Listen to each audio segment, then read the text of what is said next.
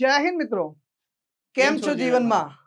આજે આપણે ગુજરાત બજેટ 2023-24 ની ચર્ચા કરવાની છે. ગુજરાતનું બજેટ ગઈકાલે આવી ચૂક્યું છે. આજે બહુ સરસ મજાની આપણે ચર્ચા કરવાની છે. બજેટનું કદ કેટલું છે, બજેટની જેટલી ટેકનિકલ ટર્મિનોલોજી હોય છે એને પણ સમજાવવા માટે આપણી સાથે છે મિતેશ રાજપૂત સાહેબ છે, જે ઇકોનોમીના નિષ્ણાંત છે અને બજેટની જે કહેવાય ને કે બહુ માથાપચ્ચીવાળી જે ટર્મિનોલોજી હોય છે આપણને ખ્યાલ નથી આવતો, એને બહુ સરળ ભાષામાં આપણે સમજવાનો પ્રયાસ કરીશું. બજેટમાં કઈ કઈ નવી યોજનાઓની જાહેરાત કરવામાં આવી છે, બજેટમાં શું શું કહેવામાં આવ્યું છે, આગળના વર્ષમાં કયા ટાર્ગેટ રાખવામાં આવ્યા છે, એ બધાની ચર્ચા કરવાની છે. તો મિતેશ સર, બજેટનો જે છે તમને બધાને ખ્યાલ છે કે 2023-24 માટે 3,01,022 કરોડનું બજેટ છે. સર, આ કદાચ પહેલી વખત આટલું મોટું બજેટ રજૂ કરવામાં આવ્યું હશે. જી સર, સાચું છે એકદમ. લાસ્ટ ટાઈમનું બજેટ જેમ કે વિદ્યાર્થી મિત્રો આપને ખ્યાલ હોય તો 2,43,000 કરોડનું આજુબાજુનું બજેટ હતો. તો ઓલમોસ્ટ આપ જોશો તો એમાં સર લગભગ 50,000 કરોડ કરતા વધારે રૂપિયાનો વધારો સરકારે કર્યો છે. અને વધારો ક્યાં ખર્ચ થશે એ બી જેમ જેમ આપણે બજેટ જે છે રાઈટ એ આગળ વધીશું તો સાહેબ તમને કહેશે, હું બી તમને કહીશ. બટ આ જે બજેટ સાઇઝ છે બહુ વધારે બજેટ સાઇઝ છે આ વર્ષ માટે. 2024માં ક્યાંક ને ક્યાંક આપ જોશો તો લોકસભા ઇલેક્શન બી છે જીવનમાં, તો એનાથી બી ઇન્ફ્લુઅન્સ થઈને સરકારે પોતાની પૂરી તાકાત લગાવી દીધી છે કે જેટલા સરકારના હાથમાં હતું કે જેટલું ખર્ચ કરી શકે છે એટલું સરકારે આ વખતે સરકાર ટ્રાય કર્યો. લગભગ 22-23% જેટલો વધારો થઈ ચૂક્યો છે આ બજેટની અંદર સર. અને બજેટમાં ખાસ આપણી સંસ્કૃતિનું પણ ધ્યાન રાખવામાં આવ્યું છે. બજેટમાં જે છે અત્યાર સુધી શું હતું પેલું સાહેબ, બજેટનો પેલું બેગ આવતી હતી, સુટકેસ, એના પછી ટેબ્લેટ આપણે સાંભળ્યું, ડિજિટલ બજેટ સાંભળ્યું, અને હવે છે બજેટ પોથી. કયો નવો શબ્દ છે?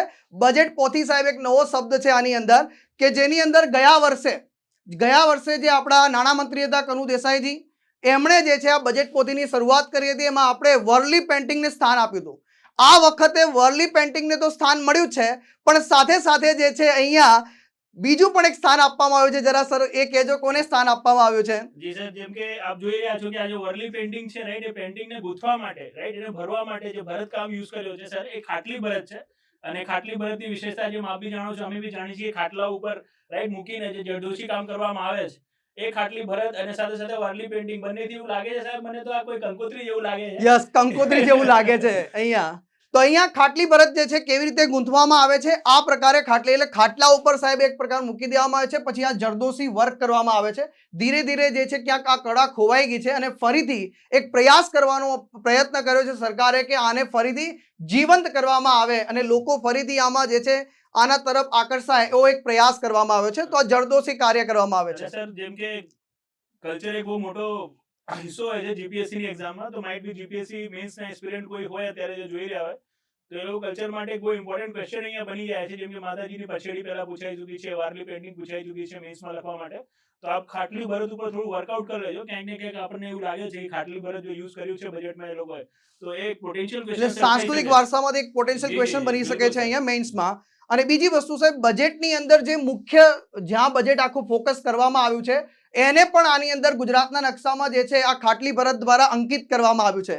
જેમ કે કૃષિ અને પશુપાલન પર ધ્યાન આપવામાં આવ્યું છે, શિક્ષણમાં ધ્યાન આપવામાં આવ્યું છે, પ્રવાસન ક્ષેત્રના વિકાસ માટે પણ ઘણું બધું ધ્યાન આપવામાં આવ્યું છે, આરોગ્ય પર વિશેષ ધ્યાન છે, ઉર્જાની વાત કરી છે, એમાં પણ ગ્રીન ઉર્જા, પવનચક્કી અહીંયા તમને ગૂંથવામાં આવી છે. ત્યાર પછી પાણી પુરવઠા પર બી ખાસ એવો ફોકસ કરવામાં આવ્યો છે અને ઉદ્યોગોનો પણ વિકાસ. તો કેવું સરસ મજાનું સાહેબ આ કેવી ગૂંથવામાં આવે છે. એટલે પ્રોબેબલી મને લાગે છે કે સર માત્ર મેઇન્સમાં નહીં પણ આવનારી પ્રિલિમ્સ એક્ઝામમાં પણ ક્યાંક ને ક્યાંક આ જે છે આ પ્રશ્નોને ઉજાગર કરશે. ક્યાંક ને ક્યાંક આપણે લોક સંસ્કૃતિ જે છે એમાં જેટલું ભરતકામ ના કારીગરી થાય છે એના સંદર્ભમાં આગળ વાત થશે. સર, આમ તો આ ઇમેજ જોતા બહુ સારી લાગે છે, પણ એક ઓબ્ઝર્વેશન કરી રહ્યો હતો કે લાઈક આરોગ્ય છે રાઈટ, સોરી શિક્ષણ છે, એને જે મેં જ્યાં દર્શાવ્યું છે ગાંધીનગરના છેદની આજુબાજુ, તો બરાબર છે સાહેબ. સિંહ અહીંયા શું કરે છે? સિંહ તો જુનાગઢમાં આ બાજુ આવો જોઈએ ભાઈ, એક થોડો પોઈન્ટ ઓફ લાઈટ છે. ત્યાર પછી જે છે અહીંયા સાહેબ ખાસ કરીને તમને ખ્યાલ હશે મોઢેરા આપણા દેશનું સૌથી પહેલું સૌર ઉર્જા ગામ બન્યું સાહેબ, કે જ્યાં ભારત સરકારનો પણ પ્રયાસ રહ્યો, ગુજરાત સરકારનો પણ પ્રયાસ રહ્યો એને બનાવવા માટે. અને આપણે યુનેસ્કોની વર્લ્ડ હેરિટેજ સાઇટ જે છે મોઢેરા સૂર્ય મંદિર જે છે એને પણ અહીંયા પોથીમાં સમાવેશ કરવામાં આવ્યો છે. એટલે બજેટ પોથીની અંદર આખો સાંસ્કૃતિક વારસાને આ લોકો લઈ આવ્યા છે એવું લાગે છે. અને ગુજરાતમાં આપણા વર્લ્ડ હેરિટેજ સાઇટની વાત કરીએ તો સાહેબ 4 વર્લ્ડ હેરિટેજ સાઇટ છે, જેમાંથી સૌથી પહેલી ચાંપાનેર હતી, એના પછી આપણે રાણકી વાવ આવી, પછી એના પછી અમદાવાદ, અને છેલ્લે હમણાં જે છે એ વિદ્યાર્થી મિત્રો એક શું કહી દઉં સાહેબ જીવનમાં? ના સાહેબ, તમે કહી દો જીવનમાં આવે. એ ધોળાવીરા છે. જે કચ્છ જિલ્લાની અંદર જિલ્લાની. તો હવે સાહેબ જે છે બજેટની વાત કરીશું. પહેલા તો નાણામંત્રી છે કનુભાઈ દેસાઈ, નામ યાદ રાખી લેજો. ઘણા વિદ્યાર્થી મિત્રો ક્લાસ 3 ના પણ હશે, ક્લાસ જીપીએસસી ક્લાસ 1 2 ની પણ તૈયારી કરતા હશે. તો નાણામંત્રી કનુભાઈ દેસાઈ એમણે બીજી વખત સાહેબ બજેટ રજૂ કર્યું છે. અહીંયા બીજી વખત અહીંયા બજેટ રજૂ કર્યું છે. પહેલા 14મી વિધાનસભામાં હતું ને હવે 15મી વિધાનસભામાં નવી સરકાર બનાવી છે, એમાં બજેટ રજૂ કર્યું છે. 2023-24 નું બજેટ છે. આ વાર્ષિક બજેટ છે. 2022-23 નું જે બજેટ હતું સાહેબ એ 2.43 લાખ કરોડનું હતું સાહેબ. કેટલું હતું સાહેબ? 2.43 લાખ કરોડનું હતું સાહેબ અહીંયા. અને અહીંયા જે છે 3,01,022 કરોડનું આ નવું 2023-24 નું બજેટ છે. જો આનો વધારો આપણે જોઈએ ને સર, તો વધારા ઉપર જો નજર કરીએ તો 23% વધારો છે. હવે જો ઇકોનોમીના એક્સપર્ટ આપણી પાસે ઉપસ્થિત છે તો મને એક સવાલ થાય કે સાહેબ આ બજેટનો વધારો કર્યો છે તો એનો અર્થ શું થાય છે? શું આમાં કંઈક નવું યોજનાઓની અંદર ખર્ચ કરવામાં આવશે? શું ઇન્ફ્રાસ્ટ્રક્ચરમાં વધારો કરવામાં આવશે? ક્યાં ખર્ચો કરવામાં આવશે? સર બેઝિકલી જેમ કે આપણે વાત કરીએ કે ભાઈ જ્યારે ભારત સરકારનું બજેટ હોય, રાઈટ, તો દર વર્ષે આપ જોતા હો કે ગુજરાત સરકારનું બજેટ હોય, દર વર્ષે આપ જોતા હો સર તો બજેટ સાઇઝ વધે જ છે. કેમ કે દર વર્ષે ઇન્ક્રીમેન્ટ આવે છે. Yes, sir. કેમ કે એક સિમ્પલ લોજિક છે કે ભારત કેવો દેશ છે, તો ભારત એક વિકાસશીલ દેશ છે સર. અને વિકાસશીલ દેશમાં કેવું હોય છે કે વિકાસની પ્રક્રિયાઓના કારણે જે વસ્તુ હોય છે એમનો ભાવ વધતું હોય છે ને, ફુગાવાની દર થોડી હાઈ રહે છે. તો લાઈક જે કામ તમે આ વર્ષે કર્યું એટલું જ કામ તમને નેક્સ્ટ વર્ષે બી કરવાનું હોય ને તો બી તમને ખર્ચ તો વધારવું જ પડે. લાઈક તમે સમજો સાહેબ આજે 100 રૂપિયાની કોઈ વસ્તુ લેતા હો તો નેક્સ્ટ વર્ષે બી તમને એ વસ્તુ લેવી હોય તો 100 રૂપિયાની ના મળે. તો જો સરકાર પોતાનું કોઈ કાર્ય નહીં વધારે ને તો બી ને બજેટ સાઇઝ તો વધારવી પડે. પણ બટ ઓબ્વિયસ છે કે સર ભૂકાવો એટલો બધો તો નથી કે 20-23% શું થઈ જાય આપનો જે એક્સપેન્ડિચર છે વધી જાય. બેઝિકલી આ એક્સપેન્ડિચર બધાનો સરકારનો મેઇન રીઝન છે. જેમ કે આ વર્ષે બી આપ જોશો સર તો કેન્દ્ર સરકારના બજેટમાં બી કેન્દ્ર સરકારના બજેટમાં વધારો કરવામાં આવ્યો છે, રાઈટ. અને એમાં એમને 10 લાખ કરોડ રૂપિયા છે કેપેક્સ એક્સપેન્ડિચર રાખ્યો છે. કેપેક્સ. તો આ બેઝિકલી જે કેપેક્સ એટલે મૂડી ખર્ચ છે ને, જેમાં ઇન્ફ્રાસ્ટ્રક્ચરમાં આપણે યુઝ કરતા હોઈએ છીએ. તો આ સર 23% નો જે વધારો કર્યો છે એમાં મેજરલી સરકારે જે પોતાનો મૂડી ખર્ચ છે ને સર એને વધાર્યો છે. મૂડી ખર્ચ. Yes sir. અને મૂડી ખર્ચ જે વધાર્યો છે એ કેટલા ટકા વધાર્યો છે એ બી આગળ આપણે જોઈશું. અને એ પણ આપણે છોકરાઓને સમજાવીશું કે આ મૂડી ખર્ચ શું હોય Yes, છે. yes, sir. તો એ એમને પણ ખ્યાલ આવે કે સાહેબ જે નવા વિદ્યાર્થીઓ જે તૈયારી કરે છે એમને ખ્યાલ જ નથી હોતો કે મૂડી ખર્ચ શું હોય છે. Yes. પણ પહેલા તો અહીંયા એક નજર આપણે જો નાખીએ છીએ તો આપ સાહેબ 2022-23 નું જોડે આંકડો રાખ્યો છે આપણે, 2023-24 નું અહીંયા જોડે રાખ્યો છે આપણે, અને ખ્યાલ આવે કે ભાઈ 23% નો વધારો કેવી રીતે અહીંયા થયો છે. ત્યાર પછી એક શબ્દ છે સાહેબ અહીંયા કે ગુજરાત સરકાર જે છે દર વર્ષે પુરાંત વાળું બજેટ રજૂ કરે છે. અને આ વખતે પણ જે છે 916 કરોડ રૂપિયાની પુરાંત રજૂ કરવામાં આવી છે, જે ગયા વર્ષે 1006 કરોડ હતી સાહેબ, ને આ વખતે 916 કરોડની છે. તો એક સવાલ ઉભો થશે વિદ્યાર્થી મિત્રોના મનમાં કે આ ટેકનોલોજી ટર્મ છે સાહેબ, આ પુરાંત આ જે શબ્દ લખ્યો છે આનો અર્થ શું થાય છે એ જરા તમે છોકરાઓને થોડુંક વ્યવસ્થિત સમજાવશો તો એમને ખ્યાલ આવશે ને એમની એક્ઝામમાં એમને કામ લાગશે સર. બેઝિકલી સર બજેટમાં આપણે બે ટર્મ યુઝ કરતા હોઈએ છીએ. એક તો લાઈક છે મેં ખાદ વર્ડ યુઝ કર્યું છે સર, તમે ખાદ સાંભળતા હશો કે ભાઈ ખાદ કેટલી રાખીશ. એક વર્ડ આવે છે પુરાંત કેટલી રાખીશ, રાઈટ. બેઝિકલી ખાદ ક્યારે હોય સર? જે કે આપ જાણો છો કે ભાઈ બજેટ શું છે? બજેટ સરકારની આવક અને ખર્ચનો હિસાબ. આવકનો ખર્ચનો હિસાબ છે. યસ. જ્યારે આપનો ખર્ચ વધારે હોય અને આવક ઓછી હોય, હે ને, તો એની કહેવાય છે કે તમે ખાદી કરી. હે લાઈક આપ 100 રૂપિયા કમાતા એટલે કે હું માની લો કે ભાઈ અત્યારે આ મનીષભાઈ છે અને 100 રૂપિયા કમાય છે અને 110 રૂપિયા ખર્ચ કરી 110 રૂપિયા હું ખર્ચ કરી રહ્યો છું, હા, એટલે કે 10 આ રૂપિયાની આપની ખાદ થઈ. ખાદ રહી છે. Yes. એનો અને મતલબ છે કે મારી પાસે 100 રૂપિયા છે અને ભાઈ 110 રૂપિયા મેં ખર્ચ ક્યાંથી કર્યો તો 10 રૂપિયા ક્યાંકથી લોન લઈને લોન લેવી પડશે, Yes, એટલે બરોબર. ખાદ કહી શકીએ આપણે. અને જ્યારે આપ શું કરો છો કે 90 રૂપિયા કમાવો છો અને 80 રૂપિયા ખર્ચ કરો છો કે 100 રૂપિયા કમાવો છો અને 90 રૂપિયા જ ખર્ચ કરો છો, તો એને પુરાણ કહેવાય. અચ્છા, 100 રૂપિયા હું કમાવું છું અને 90 રૂપિયા ખર્ચ કરું છું, એટલે 10 રૂપિયાની મારી બચત થઈ ગઈ, તો આને પુરાંત કહીશું. પણ બેઝિકલી સર અહીંયા જે પુરાંત વર્ડ છે એને હું બ્રોડર ટર્મમાં બતાવું કે સરકારે પુરાંત નથી, મહેસૂલી પુરાંત દર્શાવી છે કે ભાઈ ઓવરઓલ પુરાંત નથી. ઓવરઓલ બજેટ તો આપણું શું છે? ખાદીવાળો છે. ગુજરાત સરકાર પોતાની આવક કરતા જ વધારે ખર્ચ કરી છે. લાઈક લાસ્ટ ટાઈમના બજેટમાં બી આપ જોશો ને સર તો 1.64% જે શું હતું ગુજરાતનું જીડીપી હતું એટલું શું કર્યું હતું આપણે ખાદી મૂકી હતી રાજકોષીય ખાત, હે ને, 3000 કરોડ રૂપિયાનું સરકારનું ખાદ હતું. મતલબ સરકારે પોતાની આવક કરતા 3000 કરોડ રૂપિયા વધારે ખર્ચ કર્યા હતા, રાઈટ. બટ આપણે પુરાણ જે દર્શાવી હતી એ મહેસૂલી પુરાણ. હવે આ મહેસૂલી પુરાણ શું છે અને ખાદ્ય શું છે એને સમજવા માટે આપણે થોડું આવકના જે સ્ટ્રક્ચર છે એમાં જોવું પડશે, હે ને. લાઈક કોઈ બી સરકાર છે તો સરકારની આવક જે છે કેટલા પ્રકારની હોય છે?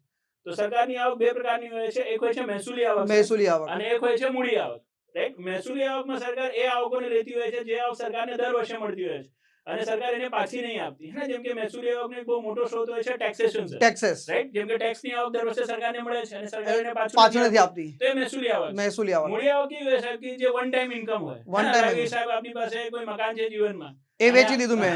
તો તમને બટો 20,000 એનાથી એક જ વખત આવક થશે, તો એ આપની મૂડી આવક થઈ છે, રાઈટ? તો એ મૂડી આવકમાં કેવું હોય કે લાઈક તમે લોન લઈ લીધું, લોન કોઈ યોજના માટે લીધું છે, રાઈટ? તો એને બી સરકાર મૂડી આવકમાં ગણી રહે છે. અને આ રીતે પોતાની જે સંપત્તિઓ છે, હે ને, જે સંપત્તિઓ વેચવાની સરકારની પ્રક્રિયા છે, સર, એ જાણો છો આપ, એને આપણે ડિસઇન્વેસ્ટમેન્ટ કહીએ. રાઈટ? ડિસઇન્વેસ્ટમેન્ટ સરકારની કોઈ કંપની છે ને સરકાર શેર વેચે, વેચી નહીં તો છે. એને આપણે વિમૂડીકરણ ડિસઇન્વેસ્ટમેન્ટ કહીએ છીએ. તો આ રીતે ડિસઇન્વેસ્ટમેન્ટ, પ્રાઇવેટાઇઝેશન કરીને બી જે પૈસા આવે છે, એ બી સરકાર મૂડી આવકમાં ગણતી હોય છે. તો જે રીતે આપણી સર આવક હોય ને, મહેસૂલી આવક અને મૂડી આવક, એ રીતે આપણો ખર્ચનો બી સરકાર બે પ્રકાર બતાવે, મહેસૂલી ખર્ચ અને મૂડી ખર્ચ. મહેસૂલી ખર્ચ કોને કહેવાય છે? લાઈક જે ખર્ચ આપ દર વર્ષે કરતા હો એને મહેસૂલી ખર્ચ મહેસૂલી કહેવાય. ખર્ચ કહેવાય. લાઈક સર આપ છો, આપે કોઈ એસી લીધું, એનું લાઇટ બિલ તમે દર મહિને ભરશો, દર મહિને લાઇટ બિલ ભરીએ છીએ Yes, આપણે. તો એનો exactly. મહેસૂલી ખર્ચ એ કહેવાય. મહેસૂલી ખર્ચ દર મહિને રિપીટ થતું રહેશે, રિકરિંગ થતું રહેશે. એ Yes. તો અને બેઝિકલી શું છે કે એસી ખરીદવા માટે જે તમે ખર્ચ કર્યો છે, એ તો એક જ વખત કર્યો છે. થવાનું છે. તો એને કેપિટલ એક્સપેન્ડિચર કેપિટલ એક્સપેન્ડિચર એટલે મૂડી ખર્ચ કહેવાય Yes, છે. sir. તો હવે મહેસૂલી પુરાણ કે મહેસૂલી ખાત કોને કહેશે? તો મહેસૂલી ખર્ચ અને મહેસૂલી આવકનો જે ડિફરન્સ હોય છે ને સર, એને જોવામાં આવે છે. આપની મહેસૂલી આવક વધારે છે અને મહેસૂલી ખર્ચ ઓછું છે, તો કહેવાશે આપણે મહેસૂલી પુરાંત કરી છે. તો સરકારે અહીંયા મહેસૂલી પુરાંત દર્શાવી છે. મહેસૂલી પુરાંત Yes. દર્શાવી છે. એટલે ઘણા બધા વિદ્યાર્થીઓના મનમાં એક જ સવાલ થતો હોય છે કે સર અહીંયા કે છે પુરાંત વાળું, અને તમે અહીંયા સમજાવ્યું કે ભાઈ 100 રૂપિયા કમાય છે, 90 ખર્ચ કરે છે, તો ભાઈ સરકારના માથે દેવું તો ન હોવું જોઈએ ને. Yes, sir. તો વિદ્યાર્થીનો એ પ્રશ્ન હતો કે ભાઈ સાહેબ દેવું કેમ થાય છે?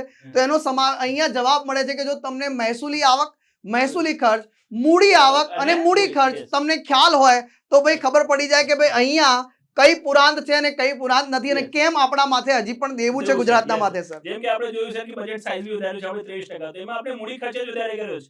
તો અમુક મહેસૂલી આવક જે છે ને આપણી સર, મહેસૂલી આવકનો બી આપણે ખર્ચ મૂડી ખર્ચ તરીકે કર્યો છે, અને લોન લઈને બી આપણે મૂડી ખર્ચ કર્યો છે. કેપેક્સ આપણે બહુ વધારે એટલે મતલબ કે અહીંયા આપણે જે 10 રૂપિયા આપણી પાસે મહેસૂલી આવક બચી રહી છે, એને પણ આપણે મૂડી ખર્ચમાં લઈ રહ્યા છે, અને બીજું લોન લઈને પણ કરી રહ્યા છે. તો મતલબ કે આપણે ખાદ જ કરી રહ્યા છે. અહીંયા બીજી એક વસ્તુ છે કે સર અહીંયા એક બીજી વાત છે કે જેમ કેન્દ્ર સરકારનું બજેટ તમે કરાવ્યું સર, એમાં પણ કીધું છે કે કેપેક્સ એટલે જે ઇન્ફ્રાસ્ટ્રક્ચરમાં આપણે બહુ ઇન્ક્રીઝ કર્યો છે પેમેન્ટ, એવી રીતે અહીંયા પણ ગુજરાત સરકારે પણ ઇન્ક્રીઝ કર્યું છે સાહેબ. 72,509 કરોડ રૂપિયાનો સાહેબ વધારો કર્યો છે મૂડી ખર્ચમાં. સાહેબ અહીંયા વાત કરી છે એમણે, મૂડી ખર્ચમાં 72,509 કરોડ રૂપિયાનો જે છે આ વર્ષે સાહેબ બજેટમાં આપણે વધારો કર્યો છે. અને આ એક ચાર્ટ છે સાહેબ કે ભાઈ 2022-23માં જે મૂડી આવક જો હતો સાહેબ, એમાં કેટલું હતું? 38,000 કરોડ હતું, અને અહીંયા 72,509 કરોડ છે, એટલે કે 91% વધારો કર્યો છે સાહેબ. 91% વધારો સાહેબ. આના પાછળ સાહેબ કારણ શું હોય છે કે વિદ્યાર્થીઓ એ જાણવા ઈચ્છે કે આટલો બધો વધારો, 91% વધારો કેમ કરવો, અને એનાથી શું ફાયદો ગુજરાતને થશે, ગુજરાતની જનતાને થશે, અને આપણને શું થશે સાહેબ તો ફાયદો? બેઝિકલી જેમ કે સર આપણે વાત કરી કે ભાઈ મૂડી ખર્ચ એક જ વખતનો ખર્ચ હોય છે ને, તો જે ઇન્ફ્રાસ્ટ્રક્ચરના વિકાસ માટેનો ખર્ચ હોય છે મિત્રો, એ બધું મૂડી ખર્ચ થતું હોય છે. હવે લાઈક તમે જો સર કેન્દ્ર સરકારના બજેટમાં બી જે સેન્ટ્રલ થીમ રહી એ કેપેક્સ રહી, 10 લાખ કરોડ રૂપિયાનો મૂડી ખર્ચ સરકારે દર્શાવ્યો છે. 10 લાખ કરોડ. 10 લાખ કરોડ. હવે સર બટ ઓબ્વિયસ છે કેન્દ્ર સરકારનું બજેટ છે, આખા ભારતમાં એમને ઇન્ફ્રાસ્ટ્રક્ચરનો વિકાસ કરવો છે. લાઈક આપ જાણો છો સર, ગતિશક્તિ છે, રાઈટ? તો PM ગતિશક્તિ ગતિ છે, શકે. રાઈટ? એ લોકો આખું ઇન્ફ્રાસ્ટ્રક્ચર, રોડ છે, એરપોર્ટ છે, હેલિપોર્ટ છે, આ બધું બનાવી રહ્યા છે. તો એ જ રીતે આપણી ગુજરાત સરકાર બી કાંઈક ને કાંઈક તો બનાવશે જીવનમાં. હા, જેમ કે અમદાવાદ મેટ્રો જ લઈ લો સર. અમદાવાદ તો મેટ્રોમાં અમદાવાદ મેટ્રોનો ફેઝ 2 હે ને, એના માટે એલોકેશન 18,000 કરોડનું 18,000 કરોડનું તો એનો ફેઝ 2 18,000 કરોડ, જે આખું ને આખું 18,000 કરોડ છે સર, એ મૂડી ખર્ચમાં મૂડી ખર્ચમાં જશે. જતો તો આવા રહેશે. જે ઇન્ફ્રાસ્ટ્રક્ચર પ્રોજેક્ટ છે, રાઈટ? લાઈક તમે જોશો સર, આપણે બજેટમાં પરિક્રમા પથ બનાવવાનું પરિક્રમા પથ right? બનાવવાનું તો છે. પરિક્રમા પથ હેઠળ આપણે ખબર છે કે ભાઈ સીમા વિસ્તારો હેઠળ આપણે રોડ બનાવવાનું છે. એટલે વિદ્યાર્થીઓને જાણ કરી દઉં કે ભાઈ આપણે ગુજરાત સરકારે નવી યોજનાની જાહેરાત કરી છે પરિક્રમા પથની.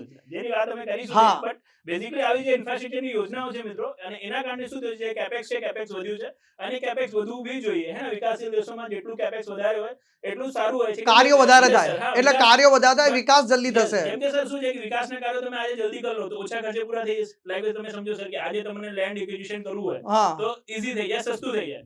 20 વર્ષ પછી લેન્ડની કિંમત કેટલી વધી ગઈ હોય, તો વધી આપણો જાય. ખર્ચ બહુ વધારે વધી એટલે જાય. કહેવાનો મતલબ એમ છે કે સાહેબ મારે રોડ બનાવવું છે તો હું આજ વર્ષે જે છે રોડની જે છે જમીન એક્વાયર કરી લઉં, Yes. પછી 10 વર્ષ પછી કે આજે પ્લાનિંગ કરું છું કે મારે રોડ બનાવવાનો છે, અને 10 વર્ષ પછી એક્વાયર કરીશ તો એની કિંમત ઘણી બધી વધી ગઈ હશે. Yes, yes, તો એના માટે જે આ પ્રકારનો જે મૂડી ખર્ચ વધી જાય, yes. તો તો એ વિકાસના કાર્યો જલ્દી વિકાસના પૂરા થઈ કાર્યો જાય. થોડા જલ્દી પૂરા થઈ જશે.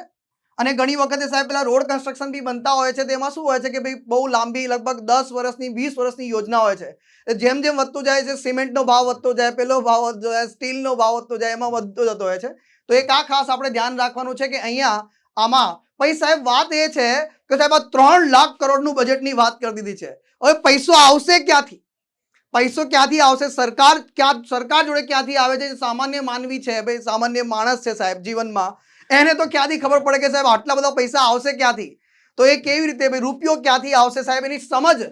અને સાહેબ આ પ્રકારના ચાર્ટમાંથી જીપીએસસી કેવા પ્રકારના પ્રશ્નો પૂછે છે એની સમજ પણ વિદ્યાર્થીઓને હોવી જોઈએ.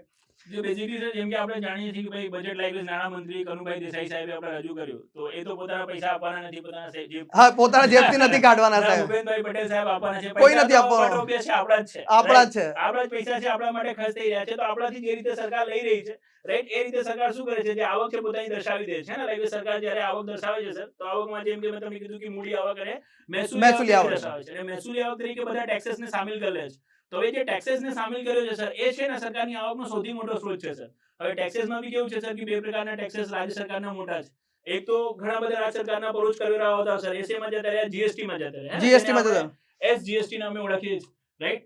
SGST, yes sir, that is state goods and service tax. State goods and service ટેક્સમાં જતો રહ્યો સાહેબ. યસ, અને બાકી અમુક કરવેરા છે ને સર, અત્યારે બી જીએસટી થી બહાર છે. જેમ કે આપને ખબર છે સર, પેટ્રોલ અને ડીઝલ પેટ્રોલ અને ડીઝલ થી બહાર છે. એના ઉપર અત્યારે જે રાજ્ય સરકારોનો વેટ લાગે છે અને કેન્દ્ર સરકારની એક્સાઇઝ ડ્યુટી લાગે છે. જે વીજળી છે, વીજળી બી અત્યારે જીએસટી થી બહાર છે, એના ઉપર વીજળી વેરો લાગે છે, રાઈટ. પ્રોફેશનલ ટેક્સ છે, એ બી જીએસટી માં નહીં ગયો, એ બી જીએસટી થી બહાર જ, રાઈટ. તો બેઝિકલી આ જે ટેક્સેસ છે ને, જેમાં વીજળી વેરો આવી ગયો, આપનો પેટ્રોલ ડીઝલ પરનો વેટ આવી ગયો, આ ટેક્સેસ થી સરકારને સૌથી વધારે આવક થઈ છે.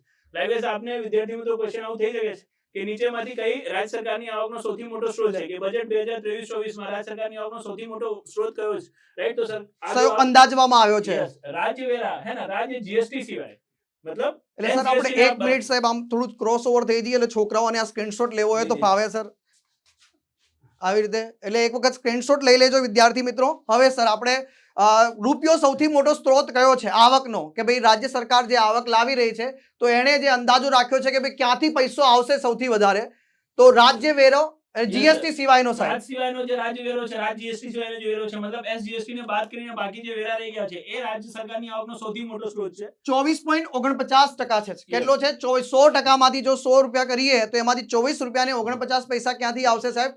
આ જીએસટી સિવાય રાજ્ય વેરા તરફથી આવશે, જ્યાં પેટ્રોલ છે, ડીઝલ છે, વીજળી છે, પ્રોફેશનલ ટેક્સ છે, એના પર જે વેટ અને લાગે છે એના થ્રુ આવશે. જી સર. તો પહેલા નંબરે આ થઈ ગયું સાહેબ.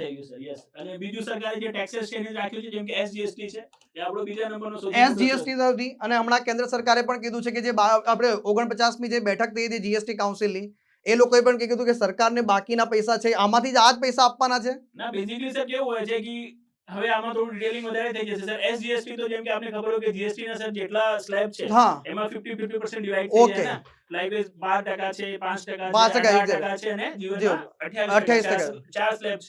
તો જ્યાં 18% નો સ્લેબ છે, ત્યાં 9% સીજીએસટી બની જાય છે, 9% એસજીએસટી, એટલે સીધો રાજ્ય સરકારના ખાતામાં આવી જાય છે. Yes sir. જો બેઝિકલી કેવું છે સર કે રાજ્યને જે કીધું કે જે તમે શું કીધું કે રાજ્યો અમને જીએસટી માં જે હિસ્સો છે આપે, બેઝિકલી એ છે કે ભાઈ જીએસટી પહેલા રાજ્યના તો કરવેરા અલગ અલગ હતા. જેમ કે રાજ્ય પહેલા વેટ લેતી, પહેલા મનોરંજન ટેક્સ મતલબ એન્ટરટેનમેન્ટ ટેક્સ લેતી, મોટર વ્હીકલ ટેક્સ લેતી, એ બધું શેમાં જતું રહ્યું? એ બધું એસજીએસટી માં જતું રહ્યું. રાજ્ય સરકારનું એવું હતું કે અમારું એસજીએસટી નું કલેક્શન છે ને ઓછું થશે, જે બધા અમારા અલગ અલગ કરવેરા હતા એના કલેક્શન, તો અમને જીએસટી ને લાગુ નથી કરવું. તો કેન્દ્ર સરકારે એવો પ્રપોઝલ મૂક્યો હતો કે ભાઈ આપ જીએસટી લાગુ કરો જીવનમાં, જો તમારી આવક આ બધા કરવેરાથી જે થાય છે એનાથી જો ઓછી થશે ને એસજીએસટી ની આવક, તો જેટલી ઓછી થઈ એટલું વળતર તમને હું આપીશ. અચ્છા, એ આપવાની વાત છે. તો એ પણ વિદ્યાર્થી મિત્રોને ક્લિયર થઈ ગયું કે ભાઈ અહીંયા જે છે આ લોકોને જે ભય હતો કે ભાઈ હવે જીએસટી માં જતા રહીશું તો અમારે જે આવક છે ઓછી થઈ જશે, એના કમ્પન્સેશન ગેરંટી આપી છે. અને લાઈકવાઇઝ સર એક કમ્પન્સેશન સરકાર બી ક્યાંથી આપે? કેન્દ્ર સરકાર પોતાના ખિસ્સાથી તો આપશે નહીં. તો એના જ માટે જીએસટી સેસ અમુક જગ્યાએ આપ જોતા હશો ને, અમુક વસ્તુ ઉપર સેસ લાગે છે, જીએસટી સેસ. અચ્છા, સેસ લગાવવામાં આવે છે. તો જે જીએસટી સેસ ના પૈસા છે ને સર, એમાંથી જ વળતર શું છે કેન્દ્ર સરકાર જે છે રાજ્યોને આપતું હોય છે. એટલે ગોળમેર અહીંથી કાન પકડીને અહીંયા જ કાન પકડવાના છે. સર કોઈ બી સાહેબ છે, જેમ કે ભૂપેન્દ્ર પટેલ સાહેબ પોતાના પૈસા નહીં ખર્ચ કરતા, તો મોદી સાહેબ તો પોતાના કોઈ નહીં કરે ને, ક્યાંથી કરશે? તો અહીંયા સાહેબ સૌથી મોટો આવકનો સ્ત્રોત જે અહીંયા અંદાજો રાખવામાં આવ્યો છે કે ભાઈ રાજ્ય વેરા જે જીએસટી સિવાયના છે ત્યાંથી આવશે. બીજા નંબરે રાજ્ય જીએસટી માંથી આવશે. પછી ત્રીજા નંબરે સાહેબ અહીંયા જાહેર દેવું કે છે, એનો મતલબ શું છે સાહેબ? 22%. આપણે જીવનમાં જે લોન લેતા હોય એટલે આ બીજા નંબરે જાહેર દેવું રાખ્યું છે અને ત્રીજા નંબરે જીએસટી રાખ્યું છે આપણે. યસ, ઓલમોસ્ટ નિયર અબાઉટ જ છે. તો આ સેકન્ડ નંબર ઉપર છે, આ થર્ડ નંબર પર છે. નોટ ડાઉન કરી લેજો તમે. અને આ લોન નું છે. અને બેઝિકલી કેવું છે, જેમ કે તમે કીધું ને સર મહેસૂલી આવક, તો મહેસૂલી આવકમાં બી બે પ્રકાર હોય, કરવેરા આવક અને બિન કરવેરા આવક. તો આ બંને તો મહેસૂલી આવકમાં કરવેરા આવકમાં આવી ગયા. અને આ બિનકરવેરા મહેસૂલી આવક જે છે આ હે ને, બિનકરવેરા મહેસૂલી આવક લાઈક ફાઇન એન્ડ પેનલ્ટીઝ છે, ફાઇન લગાવ્યો કોઈના ઉપર, ફાઇન પેનલ્ટીઝ આપણે જે ભરતા હોય છે, સિગ્નલ વિગ્નલ તોડી દીધું જીવનમાં, એટલે આ જીવનમાં પેલો સિગ્નલ તોડીએ પેલો 500 રૂપિયા 1000 રૂપિયાનો દંડ આવે છે એ બધું બટ અને એ તો ક્યાંય પાછું આપતી નહીં સરકાર, સરકાર પાછું નથી આપતી, અને દર વર્ષે એમને ફાઇન એન્ડ પેનલ્ટીઝ તો મળે જ મળે જ તો છે, એ બી શું છે, એમની મહેસૂલી આવક તો છે, મહેસૂલી આવક છે, ટેક્સ તો નથી એ ને, ટેક્સ નથી, કરવેરા સિવાયની આવક માં. આપને કોઈ પૂછે સાહેબ, હું તો આમ રમૂજમાં કહેતો હોઉં છું, ભાઈ આપને કોઈ પૂછે ટેક્સમાં અને ફાઇન એન્ડ પેનલ્ટીઝમાં શું ડિફરન્સ હોય છે, તો સર હું આ રીતે ડિફરન્સ કહેતો હતો કે જો કાયદામાં રહેવું છે તો ટેક્સ ભરો, જો કાયદો તોડવો છે તો ફાઇન એન્ડ પેનલ્ટી ભરો, રાઈટ? અચ્છા, એક્ઝેક્ટલી કાયદામાં રહેશો તો ઇન્કમ ટેક્સ ભરશો, નહીં ભરો તો જીવનમાં તમારો ફાઇન પેનલ્ટી, કાયદામાં રહેશો તો ફાયદામાં રહેશો, એના જેવું છે સાહેબ તો અહીંયા. આ રીતનું છે સર. અને બેઝિકલી આ જે તમારી બીજી આવક છે એમ બી આપણે કહીએ કે એમ તો આપણા માટે જરૂરનું નથી સર. બેઝિકલી જે એક્ઝામ છે ને, એક્ઝામમાં આપણે આ જ પૂછે છે કે રાજ્યનો આવકનો સૌથી મોટો સ્ત્રોત કયો, અદરવાઇઝ થોડું જીપીએસસી માં જાય તો સર ક્રમમાં પૂછી લે, આ ક્રમમાં 1 2 3 4 ક્રમમાં પૂછી લે, ક્રમમાં પૂછે તો આ ક્રમ એમને યાદ રાખવું પડે કે સૌથી મોટો આવકનો સ્ત્રોત રાજ્યવેરો છે, એના પછી સેકન્ડ નંબર પર જાહેર દેવું છે, થર્ડ નંબર પર રાજ્ય જીએસટી 3 થી તો બહુ થઈ ગયા સાહેબ બહુ અહીંયા. થઈ ગયા છે. બટ બેઝિકલી જે બીજા બી આપણે લાગે થોડું જીવનમાં કેવું હોય તો કેન્દ્ર સરકાર જે પાસે બધા મોટા મોટા કરવેરા છે ને, જેમ કે ઇન્કમ ટેક્સ છે, હા. કેન્દ્ર સરકારનો કરવેરો છે, કોર્પોરેટ ટેક્સ છે, કેન્દ્ર સરકારનો કરવેરો છે, અને જે આપને ખબર હશે કે 15 નાણાં પંચે કીધું છે 15મું નાણાં પંચ કે ભાઈ કેન્દ્રીય કરવેરાનું શું થશે, કેન્દ્ર અને રાજ્યો વચ્ચે વિભાજન કરશે, કેન્દ્રને અમુક ટકા શું કરવું પડશે, રાજ્યોને પાછું આપવું પડશે, તો જે કેન્દ્ર સરકાર શું આપે છે, કરવેરામાંથી હિસ્સો આપે છે રાજ્યોને, હે ને, કેન્દ્ર સરકાર જેટલું કલેક્ટ કરી લઈ જાય છે ને સર, એમાંથી 15માં ફિનાન્સ કમિશને કીધું છે કે 41% હા 41% નું રિકમેન્ડ કર્યું છે ને કે 41% પાછું આપવું જોઈએ. તો બટ ઓબ્વિયસલી દરેક રાજ્યને કરવેરામાં હિસ્સો મળશે તો એ અહીંયા જ બતાવે છે સર, કેન્દ્રીય કરવેરામાં એટલે એક્ઝેક્ટલી આ કેન્દ્રીય કરવેરામાં હિસ્સો એ જ છે કે જે આ 15માં નાણાકીય પંચે કીધેલું છે એ વસ્તુ છે ને. 41% માંથી ગુજરાતનો જે હિસ્સો છે જે મળે છે એમાં સરકાર પોતાની આવકનો કુલ 11.94% હિસ્સો ત્યાંથી મેળવી રહે છે. આ રીતનું છે સર. અચ્છા, તો આ તો થઈ ગયું ભાઈ કે અહીંયા આવક ક્યાંથી આવશે એ નક્કી કરી લીધું. હવે સરકારે એ પણ અંદાજો લગાવ્યો ને સાહેબ કે મારો ખર્ચો ક્યાં થશે, આટલી આવક થશે, આટલું જે બજેટ છે તો એમાં સામે ખર્ચો કઈ જગ્યાએ થશે. તો સૌથી વધારે રૂપિયો જે છે સાહેબ, આને કંઈક મેં શબ્દ જોઈ રહ્યો છું કે વિકાસલક્ષી ખર્ચ, બિન વિકાસલક્ષી ખર્ચ, પછી જાહેર દેવાની ચૂકવણી, લોન અને પેશગી, આ બધું શું છે સર? આ વિદ્યાર્થી મિત્રોને સમજવું પડશે કે વિકાસલક્ષી ખર્ચ કોને કહેવાય છે સાહેબ, અને બિન વિકાસલક્ષી ખર્ચ કોને કહેવામાં આવે છે. તો જો બેઝિકલી સર આ જે વિકાસલક્ષી અને બિન વિકાસલક્ષી ટેકનોલોજી છે, એક સમય હતું જીવનમાં કેન્દ્ર સરકાર બી સર યુઝ કરતી પોતાના ખર્ચના સેગ્રીગેશન માટે, કેન્દ્ર સરકાર બી કરતી હતી, પણ મોદી સરકારના આયા પછી જે સેગ્રીગેશન છે ત્યાં ખર્ચનો દર્શાવવાનું હે ને, વિકાસલક્ષી અને બિન વિકાસલક્ષી તરીકે દર્શાવવાનું બંધ કરી દીધું છે. હવે ખાલી રાજ્ય સરકારો જે આ ટર્મિનોલોજી યુઝ કરે છે હે ને, લાઈક આનું બીજું નામ બી હું કહી દઉં સર, ક્યારેક છોકરાઓ કન્ફ્યુઝ ના થાય, એ નામથી બી પૂછે છે. જેમ કે વિકાસલક્ષી ખર્ચ છે ને સર, એને યોજનાગત ખર્ચ હે ને, અચ્છા, યોજનાઓ, પ્લાન એક્સપેન્ડિચર બી કહેવાય છે. અચ્છા, એટલે જેટલી યોજનાઓ લાવે છે સરકાર, યોજનાગત ખર્ચ કહેવાય છે. યોજનાગત ખર્ચો કહી શકાય. આ જે બિન વિકાસલક્ષી ખર્ચ છે ને, બિન યોજનાગત ખર્ચ બી કહેવાય છે. યોજના સિવાયનો ખર્ચ હોય છે. યસ, એને નોન પ્લાન એક્સપેન્ડિચર બી કહેવાય છે. તો મિત્રો ક્યારેક બિન વિકાસલક્ષી ખર્ચની જગ્યાએ બિન યોજનાગત ખર્ચ આવી જાય કે વિકાસલક્ષી ખર્ચની જગ્યાએ યોજનાગત ખર્ચ આવી જાય તો કન્ફ્યુઝ આ શબ્દો યાદ રાખજો, આમાં ક્યાંક કન્ફ્યુઝ ન થતા. યસ, જીવનમાં કયો શબ્દ આવી ગયો સેમ જ મીનિંગ હોય છે. અને વિકાસલક્ષી ખર્ચ મતલબ જે કાર્યો સર શું હોય છે, વિકાસના કાર્યોને કરવા માટે ખર્ચ થાય છે, જેમ કે રોડ બનાવવા માટે, રોડ બનાવવા છે, ભવન બનાવવા પછી માટે નવી કોઈ પણ યોજનાઓ છે, પછી સામાજિક અધિકારીની યોજનાઓ છે, વિકાસના કાર્યો માટેના જે કાર્ય છે સરકારના, સ્કૂલ બનાવવાનું ખર્ચ છે, સ્પોર્ટ્સ કોમ્પ્લેક્સ બનાવે છે, કોમ્પ્લેક્સ બનાવવાનું ખર્ચ, આ બધા શું છે, આ બધા વિકાસલક્ષી ખર્ચાઓ છે સર.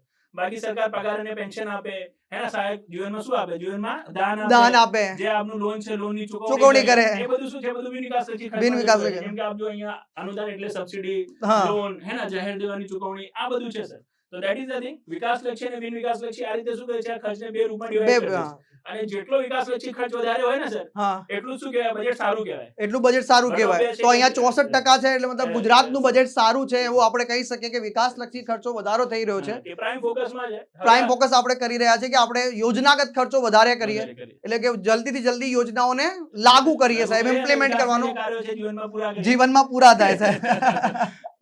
તો ભાઈ યાદ રાખજો ભાઈ, સૌથી વધારે ખર્ચો જે છે વિકાસલક્ષી ખર્ચામાં થવાનો છે. પણ સાહેબ વિકાસલક્ષી ખર્ચા ઘણા બધા છે. 2023-24 ની વાત કરીશું, અને કંઈક આ પ્રકારનો પ્રશ્ન જે છે, આ ટેબલ છે ને, ઘણા બધા વિદ્યાર્થી મિત્રો જોતા હોય છે અને આમાંથી સાહેબ પ્રશ્ન પૂછાતા હોય ત્યારે એમ કહેતા હોય છે કે સર પ્રશ્ન કેવી રીતે પૂછી લીધો છે. તો જરા એક થોડો આઈડિયા આપો કે સર લાસ્ટ યરનું આવું બજેટ હતું, આમાંથી એક પ્રશ્ન પૂછાયો હતો, કેવા પ્રકારનો પ્રશ્ન પૂછાયો હતો? જો સર સેમ ટુ સેમ આ ટેબલથી ક્વેશ્ચન પૂછી લીધું હતું. જીપીએસસી માં ડીવાયએસઓ નો પેપર આવ્યો હતો સર, અને એમાં પૂછ્યું હતું રાજ્ય સરકાર દ્વારા સૌથી વધારે ખર્ચ નીચેમાંથી કયા ક્ષેત્રમાં કરવામાં આવ્યો છે, કયા ક્ષેત્રને આપવામાં આવ્યો છે, કોના માટે ફાળવણી વધી કરે, વધારે ફાળવણી કયા ક્ષેત્રમાં કરી છે. અને કોઇન્સિડન્સલી સર આ વર્ષે જે ક્ષેત્ર રાખ્યું છે સરકારે, નેક્સ્ટ વર્ષે બે ક્ષેત્ર હતો. હા, સેમ ટુ સેમ હતો, અને એ ક્ષેત્રનું નામ હતું શિક્ષણ, રમત ગમત, કલા અને સંસ્કૃતિ. રાઈટ. તો બેઝિકલી સરકાર કેવું હોય છે સર કે લોકો છે ને આંકડાઓ ગોખવામાં લાગે છે. આંકડા નથી ગોખવાના, આપણે હા, આંકડાકીય yes. માહિતી નથી યાદ જી, જી. રાખવાની, ક્રમ. પહેલા બીજા ત્રીજા નંબરે કયો છે. Yes, that is the thing. જેમ કે આગળ બી આપણે જોયું ને સર કે ભાઈ રાજ્યની આવકનો સૌથી મોટો સ્ત્રોત કયો? હા, તેમાં ખાલી આપણે યાદ રાખવાનું છે કે રાજ્ય જીએસટી સિવાયનો રાજ્ય વેરો. સિવાય બસ જે એ. પછી એમાંથી કેટલા ટકા છે ધેટ ઇઝ કોઈ નોટ મતલબ અવર નથી, યુઝ. એ આપણે કામનું ખાલી નથી. સૌથી મોટો કયો તો છે. જીવનમાં જેટલું સિમ્પ્લિફાઈ રાખશો જીવનમાં પ્રિપરેશનને એટલું જ ચાન્સીસ તમારા હશે કે માહિતીને વધારે ટાઈમ સુધી રિટેન રિટેન કરી શકશો. રાઈટ. તો જેમ કે આ શિક્ષણ, રમતગમત અને કલા સંસ્કૃતિ જે છે સાહેબ, સૌથી વધારે વિકાસલક્ષી ખર્ચો જે છે, એટલે સરકારની જે ફાળવણી છે, મુખ્યત્વે ખર્ચો ક્યાં જઈ રહ્યો છે? આ ક્ષેત્ર તરફ જઈ રહ્યો છે, જેમાં શિક્ષણ પાછળ, રમતગમત પાછળ ને કલા અને સંસ્કૃતિ પાછળ જઈ રહ્યો છે. આનું રીઝન બી છે સર, જેમ કે આપણે બજેટના એનાઉન્સમેન્ટમાં બી જોઈએ કે શિક્ષણમાં આપ સ્કૂલ ઓફ એક્સેલન્સ હા, સ્કૂલ ડેવલપ કરી રહ્યા છો. સાથે સાથે આ વાત કરી છે કે એમને દરેક ડિસ્ટ્રિક્ટમાં એક્સપોર્ટ કોમ્પ્લેક્સ દરેક સ્પીડમાં, ડિસ્ટ્રિક્ટમાં, દરેક તાલુકાએ એક સ્પોર્ટ my કોમ્પ્લેક્સ God. બનાવવાની વાત છે. તો that is the district thing. Level પર અને તાલુકા લેવલ પર જઈ રહ્યા છે ને ક્યાંક ને ક્યાંક પ્લાનિંગ છે કે ભાઈ આવનારા ગામડાઓમાં ઓલિમ્પિકની બોલીએ. અંદર યાર ઓલિમ્પિક ગામડાઓમાંથી બી જે આવે લોકોને ઓલિમ્પિક લાવે. પછી બીજા નંબરે સાહેબ જે છે, એ બીજા નંબરે જે છે આ સાહેબ 34,000 કરોડનો ખર્ચો જે છે એ કૃષિ, સિંચાઈ અને ગ્રામ વિકાસ તરફ જઈ રહ્યો છે સાહેબ. જી, જી. જેમ કે સર અહીંયા આપણે લાખ કરોડમાં આપેલું છે ને, તો મને લાગે છે છોકરાઓને બરાબર સમજાવતું નહીં. હા, લાખ અને કરોડ. એટલા માટે સરકારે જો આપણા માટે સાહેબ સિમ્પ્લિફાઈ કર્યો છે કે ભાઈ 100 પૈસામાં હિસાબ રજૂ કરીને આપે છે, પર્સન્ટેજમાં આપે છે. તો આપણે જો એમને પર્સન્ટેજમાં દેખાડીશું ને તો એમને હા, મતલબ થઈ પર્સન્ટેજ થી જશે. વધારે ખ્યાલ તો આવશે. basically આ percentage માં એટલે લઈ લો છો. આંકડાકીય માહિતી આમ પણ યાદ રાખવી કાઠી પડે છે, જી, જી. પણ આને પર્સન્ટેજમાં ફેરવી નાખીએ તો જલ્દી યાદ રહેશે. જેમ કે સાહેબ અહીંયા શિક્ષણ, રમતગમત અને કલા સંસ્કૃતિ, એટલે કે 100 રૂપિયા જે ખર્ચો છે એમાંથી સરકાર 20.11% એટલે 20 રૂપિયા જે છે સાહેબ ખર્ચો એક શિક્ષણ, રમતગમત તરફ કરી રહ્યું છે. તો આ પહેલા નંબરે થઈ ગયું સાહેબ. બીજા નંબરે જે આવે છે સાહેબ, અહીંયા આપણે જોઈ શકો પાણી પુરવઠો એટલે ઉર્જા ઉદ્યોગ, કૃષિ સિંચાઈ જે હા, આપણું કૃષિ સરકારે- સિંચાઈ અને ગ્રામ વિકાસ છે, જે 18 રૂપિયા ખર્ચો થઈ રહ્યો છે. એના પછી ત્રીજા નંબરે આવી રહ્યો છે ઉર્જા ઉદ્યોગો તરફ, અને ચોથા નંબરે આવી રહ્યો છે પાણી પુરવઠો સાહેબ. બસ આ ચાર તો બહુ આ થઈ ચાર ગયા. યાદ રાખવાના છે, બીજા બધા આપણે બહુ ડીપમાં જવાનું નથી આની અંદર. એટલે ક્રમમાં ચાર પૂછશે યાદ, સર, એટલે ઉત્તર ક્રમમાં ક્રમમાં પૂછશે તો basically બટો બેસે એટલે કે પહેલો. સીધી રીતે સાહેબ વર્ગ 3 ની પરીક્ષાની અંદર સીધો પ્રશ્ન પૂછે છે સીધું. ભાઈ કોનામાં સૌથી વધારે સીધું ખર્ચો direct. કરવામાં આવે જી, છે. જી, જી. જીપીએસસી લેવલનું ક્રમમાં પૂછે છે પૂછે તો એ ક્રમમાં પૂછે છે ભાઈ વધારેથી ઓછા ને ઓછાથી વધારે ને જી, આને જી. ગોઠવણી કરો. અને તો top four જ પકડતા હોય છે એ લોકો. ટોપ 4 પકડતા હોય છે, એટલે આપણે ખાસ આપણે ધ્યાન રાખી તો લેવાનું top છે. four કાં તો ઊંધું એટલે ચડાવી પહેલા દે, કાં તો નંબરે સીધું છે, એટલે પહેલા નંબરે શિક્ષણ, રમતગમત અને કલા અને સંસ્કૃતિ ત્રણેયને ભેગું કર્યું છે. બીજા નંબરે જે છે કૃષિ સિંચાઈ તરફ આગળ વધ્યા છે. એટલે પહેલા શિક્ષણ મેળવી લો, રમતગમતમાં તૈયાર થઈ જાઓ. જો રમતગમતમાં તમને કાંઈ થતું નથી તો ભાઈ અહીંયા કૃષિ ખેડૂત બની જાઓ. શું બની જાઓ ભાઈ? એવું કંઈક કહેવા માંગે છે જીવનની અંદર સાહેબ. અને ખેડૂતમાં પછી કેવું હોય કે સર ઘણા બધા ઉદ્યોગો હોય જે એગ્રીકલ્ચર પ્રોડક્ટ ઉપર એગ્રી ચાલે છે, ઘણા સ્ટાર્ટઅપ બી આવી રહ્યા છે. કપાસ હશે તો ટેક્સટાઇલ ઉદ્યોગ ચાલશે, તો અહીંયા ખેતી થશે તો ઉદ્યોગ ચાલશે. ઉદ્યોગ ચાલશે, એટલે આવી રીતે લિંક યાદ રાખી શકીએ છીએ આપણે. એ રીતે આપણે લિંક બનાવી શકીએ છીએ જીવનમાં. અને છેવટે પછી તરસ લાગે તો પાણી તો પીવું જ પડશે. અહીંયા ટેક્સટાઇલ થી કપડા બનશે તો કપડા ધોવા તો પડશે ને. હા, કપડાં ધોવા પડશે. ધોવા માટે એટલે પાણી સરસ જોઈએ. મજાનું લિંક થઈ ગયું સાહેબ આ તો. સીધી વાત છે સાહેબ. ત્યાર પછી જે છે આ તો સાહેબ પડાપડી ઓફર ચાલી રહી છે અત્યારે હાલ. બુક ઉપર ડિસ્કાઉન્ટ ચાલી રહ્યું છે 50%. જે પડાપડી ઓફરનો બીજો તબક્કો છે સાહેબ, કોઈ પણ બુક તમે મંગાવો છો, આ બુક જે છે તમને 50% ડિસ્કાઉન્ટે મળી રહી છે. છેલ્લો દિવસ છે સાહેબ, મંગાવી હોય તો ફટાફટથી websankuल.org વેબસાઇટ છે આપણી, અથવા વેબસંકુલ એપ્લિકેશનમાં જઈને તમે આ બુકને ઓર્ડર કરી શકો છો. અને 500 રૂપિયાથી વધારેનો ઓર્ડર હશે તો કુરિયર ચાર્જ લાગુ પડશે નહીં. અહીંયા એક વાત કહીશું આપણે. હા, આપણે વેબ સંકુલે તો આમાં પડાપડી ઓફર જાહેર કરી અને આપણી પાસે શું હતું, મોકો હતો પડાપડી ઓફર જાહેર કરવાનો, તો આપણે કર્યો. હા, પણ આજે બજેટમાં બી સર સરકાર પાસે મોકો તો હતો, ઘણી બધી જાહેરાત કરી, હા. પડાપડી કરતા જાહેરાત નહીં, પણ એવું કશું ખાસ લાગ્યું નહીં સર મને આ વર્ષે બજેટમાં કઈ લાગ્યું નથી સાહેબ, પણ હમણે આમ 5 પડાપડી કરી છે. પાંચ 5 પડાપડી કરી છે. શું કરી છે? પાપડી નહીં, પડાપડી કરી છે. એટલે કે અહીંયા બજેટ માટે એમને કીધું છે કે સાહેબ અમારે પેલી ખુરશી પર બેસવા માટે ચાર પાયા નહીં, હા, એ કાઠી પણ જોઈએ હાથમાં, કારણ કે અહીંયા બધા ઉંમર લાયક થઈ જાય છે, એટલે એ પણ જોઈએ. એટલે 5 સ્તંભો નક્કી કરવામાં આવ્યા છે સાહેબ અહીંયા.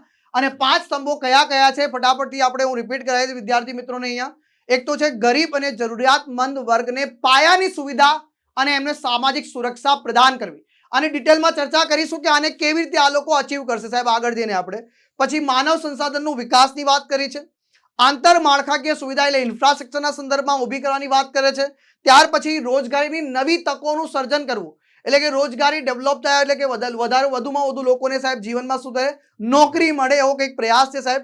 અને ગ્રીન એનર્જી તરફ, જેમ ભારત સરકાર લાઈફ મિશનને ઘણા બધા લોન્ચ કરી રહી છે, અને આપણે 2070 નો ટાર્ગેટ સાહેબ ભારત સરકારે નક્કી કર્યો, તો આપણે ક્યાં અલગ ભાગવાના હતા? આપણે ભારત સરકારની જોડે જોડે ચાલવું પડશે ને. તો દરેક જે બજેટ આવી રહ્યા છે એમાં ગ્રીન બેઝિકલી સર ઘણું બધું તમે પ્રોવિઝન નહીં લાગતું સર કેન્દ્ર સરકારના થીમને જ ઉપાડ્યો એટલે આ લોકો. કેન્દ્ર સરકારની થીમની સાથે રિલેવન્ટ હોય છે અને હા, આમ બી સાહેબ basically સાહેબ, જેમ કે આપણે 5 સ્તંભ તો આ લોકો આ પંચ રસી ગઈ છે. પંચ પંચ અરે આપણે સપ્તર્ષિ 17 સપ્તર્ષિ જેવું ત્યાં કર્યું 7 હતું હતું ત્યાંથી જગ્યાએ 5 કરી એટલે દીધું. બટ ઓબ્વિયસ છે કે આપણે યાર સાહેબ ઉપર આપણું કેન્દ્ર સરકાર જેવી રીતે ચાલે છે એની સાથે સાથે તાલ મિલાવવો અને પડશે એનું main reason શું છે ખબર છે તમને? ત્યાં બી બીજેપી છે, અહીંયા બી બીજેપી છે. એટલે બંને સેમ ટુ સેમ આવે છે ચલાવવું પડશે જીવનમાં. Otherwise બીજી કોઈ સરકાર હોત, મોકો હતો આપણી પાસે. હા. પણ આપણે આપણી સરકાર ઉપર જ ભરોસો દર્શાવ્યો છે જીવનમાં. એના કારણે તમને relevancy બહુ દેખાશે કે ભાઈ કેન્દ્ર સરકારે જે વસ્તુ એટલે ઉપર ઘણા focus વિદ્યાર્થીઓને કરી છે. થતું હોય છે કે ભાઈ આ રિલેવન્સી હોય છે તો બટ ઓબ્વિયસ છે કે તમારી એકરૂપતા હોય હા, but ઉપર બી આપણો માણસ હોય નીચે નીચે બી બી આપણો માણસ હોય તો ભાઈ બટ સ્વાભાવિક છે કે ભાઈ સારી રીતે implement કરવું પડે. ઇમ્પ્લિમેન્ટ કરે છે તો પ્રથમ સ્તંભ જે છે સાહેબ એની વાત કરે છે એમાં એવું કીધું છે કે પહેલા સ્તંભની અંદર જે ગરીબ અને જરૂરિયાતમંદ માટે જે પાયાની સુવિધાઓ છે સાહેબ એના માટે જે છે આગામી 5 વર્ષમાં એ લોકોએ અંદાજો રાખ્યો છે કે ભાઈ 2 લાખ કરોડ રૂપિયાનો આપણે ખર્ચો કરીશું સાહેબ જી. અને એના માટે જે છે અમુક યોજનાઓની પણ જાહેરાત કરી છે પહેલી યોજના છે મુખ્યમંત્રી આદિમ જાતિ સર્વાંગી ઉત્કર્ષ યોજના આ એક નવી યોજનાની સાહેબ જાહેરાત કરવામાં આવી છે હવે સાહેબ વિદ્યાર્થી મિત્રોને આ જણાવશો કે આ કેવી રીતે આમનો વિકાસ થશે અને કોનો વિકાસ કરવાની વાત કરી છે આમાં તો સાહેબ બેઝિકલી સાહેબ જેમ કે આદિમ જાતિ લખેલી જ છે તો આદિમ જાતિમાં કઈ કઈ જાતિઓ આવે છે થોડા એક્ઝામ્પલ સરકારે આપી દીધા છે. કોટવાડિયા છે હાજી સર, કોલગા છે મેન્શન કર્યું છે સ્પીચમાં જ કેમને કીધું છે કાથુડી સિદ્ધિ અને ખાસ આ સિદ્ધિ જે છે પઢાર આ બધી છે વિશે કહી દો સર જે તમે કહેવા માંગતા હતા એને રોકી દીધું છે. અને આ તમને ખ્યાલ છે કે હાલમાં સાહેબ પદ્મશ્રી પુરસ્કારોની જાહેરાત કરવામાં આવી છે અને તમને ખબર છે કે પેલા આફ્રિકન તરફ આપણે જઈએ છીએ જે આફ્રિકન દેખાય છે Basically આ જંબુસર ગામ કઈ છે ને હા, જંબુસર ગામ છે. ત્યાંથી આપણે નીકળીએ સાહેબ જીવનમાં ઓ માય ગોડ એવું લાગે તો આફ્રિકામાં આફ્રિકામાં આવી ગયા હોય પણ એ જે સમુદાય છે અને એમના ઉપર બી ભાર આપવાનો પ્રયાસ કર્યો છે મોદી સાહેબે પણ પોતાની સ્પીચમાં કીધું હતું અહીંયા પણ વાત કરવામાં આવી હતી અને ફાઇનલી હવે જે છે આદિમ જાતિ જેમનો હજી સુધી આ પટ્ટામાં જે વિકાસ એમનો થયો જ નથી એ ક્યાંક ને ક્યાંક આપણા સર્વાંગી ઉત્કર્ષ લખ્યું છે ને તો મારું આનું મેઇન થીમ છે કે ભાઈ મેઇન સ્ટ્રીમમાં લઈને આવે. હા અત્યારે બી આપ જોશો જેમ કે જંબુસર ગામ છે ને થોડું એમનું કલ્ચર ડિફરન્ટ હોય છે ને તો ક્યાંક ને ક્યાંક મેઇન સ્ટ્રીમમાં નહીં આવતા એજ્યુકેશન નથી જીવનમાં સાથે સાથે ઇકોનોમીમાં એટલો બધો ઇન્વોલ્વમેન્ટ બી નહીં એમનું એક પોતાનું છે ને સસ્ટેનેબલ ઇકોનોમી ચાલતું હોય છે સસ્ટેનેબલ કે ભાઈ ઇકોનોમી ત્યાંનું ત્યાં જ કામ કરો અને ત્યાંનું ત્યાંનું સર્વાઈવ કરો રાઈટ તો બેઝિકલી શું છે કે એમના ઇકોનોમિક ડેવલપમેન્ટ માટે સાથે સાથે એમના શિક્ષણ માટે પછી રહેણી કરણીમાં બદલાવ કરવો એના રહેવાની સુવિધાઓની સાથે સાથે છે જેમ કે આપણે રોજગારની વાત બી કરી લીધી છે એ બધી સુવિધાઓની સાથે રાઈટ એને મેઇન સ્ટ્રીમ ઇકોનોમીથી જોડી દેવાનું છે એટલા માટે એમને સર સર્વાંગી ઉત્કર્ષ યોજના કીધું છે. સર્વાંગી ઉત્કર્ષ યોજના નામ આપણે એને આપી દીધું છે પછી છે શ્રમ યોગીના કલ્યાણ માટે શ્રમિક બસેરા યોજનાની જાહેરાત કરી છે સાહેબ સર હવે આ શ્રમિક બસેરા યોજનાથી તો મને લાગે છે કે મારા માટે બી કામનું છે. હા ભાઈ મારા માટે બી કામનું છે ના સાહેબ ના સાહેબ તમે શ્રમિક નથી જીવનમાં અમારા સાહેબ છો અને શ્રમિક બસેરાનો મતલબ જેમ કે આપણે જાણીએ છીએ સાહેબ રહેવા માટેની વાત છે આવાસ એટલે એટલે પેલું રેન બસેરા જેવો શબ્દ ચાલતો હોય છે દિલ્હીમાં બહુ ચાલતો હોય છે એટલે રાત હોય છે એટલે સર રાત્રે ઠંડી બહુ ત્યાં વધે ને હા, હા. બેઝિકલી મ્યુનિસિપાલિટીઝ જે દિલ્હી મ્યુનિસિપાલિટી છે બનાવતી હોય છે શેલ્ટર હાઉસ કે રાત્રે જે ગરીબ લોકો હોય છે એમાં જઈને સુઈ જાય છે અને એમાં કંબલ ઉંબલ આપે છે અને રેન બસેરા કહેવાય છે અને શ્રમિક બસેરા મતલબ જે શ્રમિકો છે બટ ઓબ્વિયસ છે સર કામ કરવા માટે જીવનમાં દૂર પોતાના ગામથી દૂર આવતા હોય છે પછી તમે જોવો છો કે ત્યાં કામ ચાલતું હોય છે ને જે ત્યાં જ side ઊંઘી પર જતા. તંબુ તાની બાંધીને. તાની, yes, yes, રહેતા હોય એટલે આપણે આજુબાજુ ઘણા તો- જોતા હોય છે તંબુમાં જે લોકો કામ કરતા હોય છે જે ભાઈ આપણે રોડ કન્સ્ટ્રક્શનના કામ માટે આવ્યા છે તંબુ બાંધીને ત્યાં જ રહેતા હોય છે એટલે બેઝિકલી એમનું જે વર્કિંગ સાઇટ છે વર્કિંગ સાઇટ ઉપર એમને આવાસ પ્રોવાઇડ કરવાનું એ યોજના છે શ્રમિક એટલે બસેરા કામના યોજના. સ્થળે જ એમને કંઈક ને કંઈક રહેવા Yes, માટેની વ્યવસ્થા કરી આપવી એ પ્રકારની આ યોજના જે છે આ ગુજરાત સરકાર લઈને આવી છે એટલે શ્રમ યોગીનું કલ્યાણ માટે જે છે આ યોજના લઈને આવ્યા છે ત્યાર પછી આપણે વાત કરીશું પહેલા સ્તંભની અંદર જે છે સાહેબ અને બીજી વસ્તુ આ શ્રમિકો માટે જે છે 150 નવા કેન્દ્રો ઊભા કરવામાં આવશે એટલે ખાવા માટે એના માટે જે યોજના છે સાહેબ એની અંદર શું છે જે ભોજન ઉપલબ્ધ કરાવે છે શ્રમિક યોજનાના અંતર્ગત Basically અન્નપૂર્ણા યોજના સર પહેલાથી ચાલી રહી છે એ અન્નપૂર્ણા યોજના હેઠળ આપણે હા, ઘણા શ્રમિક વર્ષો, અન્નપૂર્ણા હા, યોજના છે. પહેલાથી છે અને એ અન્નપૂર્ણા યોજના હેઠળ જે સેન્ટર છે એમાં નવા 150 સેન્ટર્સ એમને ઉમેર્યા છે એના માટે એટલે પેલા આપણે- 10 રૂપિયા સાહેબ આમાં લેતા હતા હવે એને ઘટાડીને 5 રૂપિયા કરી દીધા છે અને આમાં બીજું બી એડ કરી સર જેમ કે ચલો અત્યારે કેન્દ્ર સરકાર તો શું કરી રહી છે અન્નપૂર્ણા યોજના હેઠળ 5 રૂપિયા લઈ રહી છે સર આપણે તમિલનાડુમાં જઈશું ને હા. તો જ્યારે જયલલિતાજીની સરકાર હતી ત્યાં એ લોકો અમ્મા કેન્ટીન ચલાવતા અમ્મા કેન્ટીન બેઝિકલી જયલલિતાને હે ને આમ લાડથી એ લોકો અમ્મા કહેતા તો અમ્મા કેન્ટીનમાં ના સાહેબ આપને 1 રૂપિયામાં ઇડલી ઢોસા ખાવાનું મળી જતું એક રૂપિયામાં અને ઇવન આપ દિલ્હીમાં જશો ને તો જેનો જે એમપી જ્યાંથી ગૌતમ ગંભીર સાહેબ ગૌતમ છે, ગંભીર એ તો right, ફ્રીમાં હા એમનું બી સર 1 રૂપિયા એક રૂપિયો છે? હા, હાજી એટલે 1 રૂપિયો તો ભરવો પડે આપે. સાહેબ તો 1 રૂપિયાની જગ્યાએ આ 5 રૂપિયા લઈ રહ્યા છે પણ વાંધો નહીં આપણે 5 રૂપિયા તો ખર્ચ કરી શકીએ છીએ સાહેબ તો આપણા માટે સારું છે. જોઈએ આપણા ઘરની નજીક કોઈ કેન્દ્ર હોય તો મારું તો મારું કામ કામ થઈ જાય આપણું. બીજું છે સાહેબ કે કુટુંબ ઓળખપત્ર, એટલે કે આ જે શ્રમિકો છે એમને એક કુટુંબ ઓળખપત્ર આપી દેવામાં આવશે, જેથી કરીને કુટુંબના લોકો જે છે આની અંદર યોજનાઓનો લાભ બધા લઈ શકે એક સાથે. ત્યાર પછી છે સાહેબ દ્વિતીય સ્તંભ આવી ચૂક્યું છે, એમાં ખાસ માનવ સંસાધન વિકાસની વાત કરી છે અને એમનો પણ 5 વર્ષનું લક્ષ્ય છે કે 4 લાખ કરોડ રૂપિયા આની પાછળ ખર્ચીશું. અને એમાં પહેલું જ આવી જાય છે સાહેબ ડેમોગ્રાફિક ડિવિડન્ડ. આ ડેમોગ્રાફિક ડિવિડન્ડનો અર્થ શું થાય છે સાહેબ? સર બેઝિકલી જેમ કે આપણે લખ્યું છે માનવ સંસાધન મતલબ હ્યુમન રિસોર્સ, અને હ્યુમન રિસોર્સમાં એ રિસોર્સ ઉપર સરકાર વધારે ફોકસ કરે છે જે કાર્યશીલ છે, જે કાર્યમાં ભાગ લઈ શકે છે, અને જે કાર્યશીલ કાર્યબળ હોય છે સર, હે ને, મતલબ 15 વર્ષથી તમારી ઉંમર વધારે હોય અને જીવનમાં 60 વર્ષ કરતા ઓછી હોય તો એને વર્ક ફોર્સ કહેવાય છે. વર્ક ફોર્સ તરીકે આ જ લોકો કાર્ય કરતા હોય છે. જે કાર્યશાળી જનસંખ્યા છે ને સર, એને કહેવાય છે ડેમોગ્રાફિક ડિવિડન્ડ. કે ભાઈ લાગે 100 લોકો છે, 16 માંથી 17 લોકો એવા છે જે 15 વર્ષથી વધારે છે અને 60 વર્ષ કરતા ઓછા છે. તો કહે છે કે ભાઈ ડેમોગ્રાફિક ડિવિડન્ડ છે ને તમારા ફેવરમાં છે, કેમ કે 70% લોકો છે ને વર્કફોર્સમાં છે આપણા ભારતની અંદર. તો ઇન્ડિયામાં બી એવું છે 70% કરતા વધારે આપણું ડેમોગ્રાફિક ડિવિડન્ડ છે. તો બટ ઓબ્વિયસ છે કે ભાઈ એ ડેમોગ્રાફિક ડિવિડન્ડનો મેઇન શું કરવાનું છે, આપણે યુટિલાઇઝેશન કરવાનું છે. લાઈક સર સમજો કે આપણા બી જે ઘણા બધા વિદ્યાર્થી મિત્રો છે અત્યારે ડેમોગ્રાફિક ડિવિડન્ડમાં છે, પણ શું એમનું યુટિલાઇઝેશન થઈ રહ્યું છે સર? નથી થઈ નહીં થઈ રહ્યું ને સર. તો એમને ક્યાંક ને ક્યાંક કામ મળે તો એમનો યુટિલાઇઝ થાય.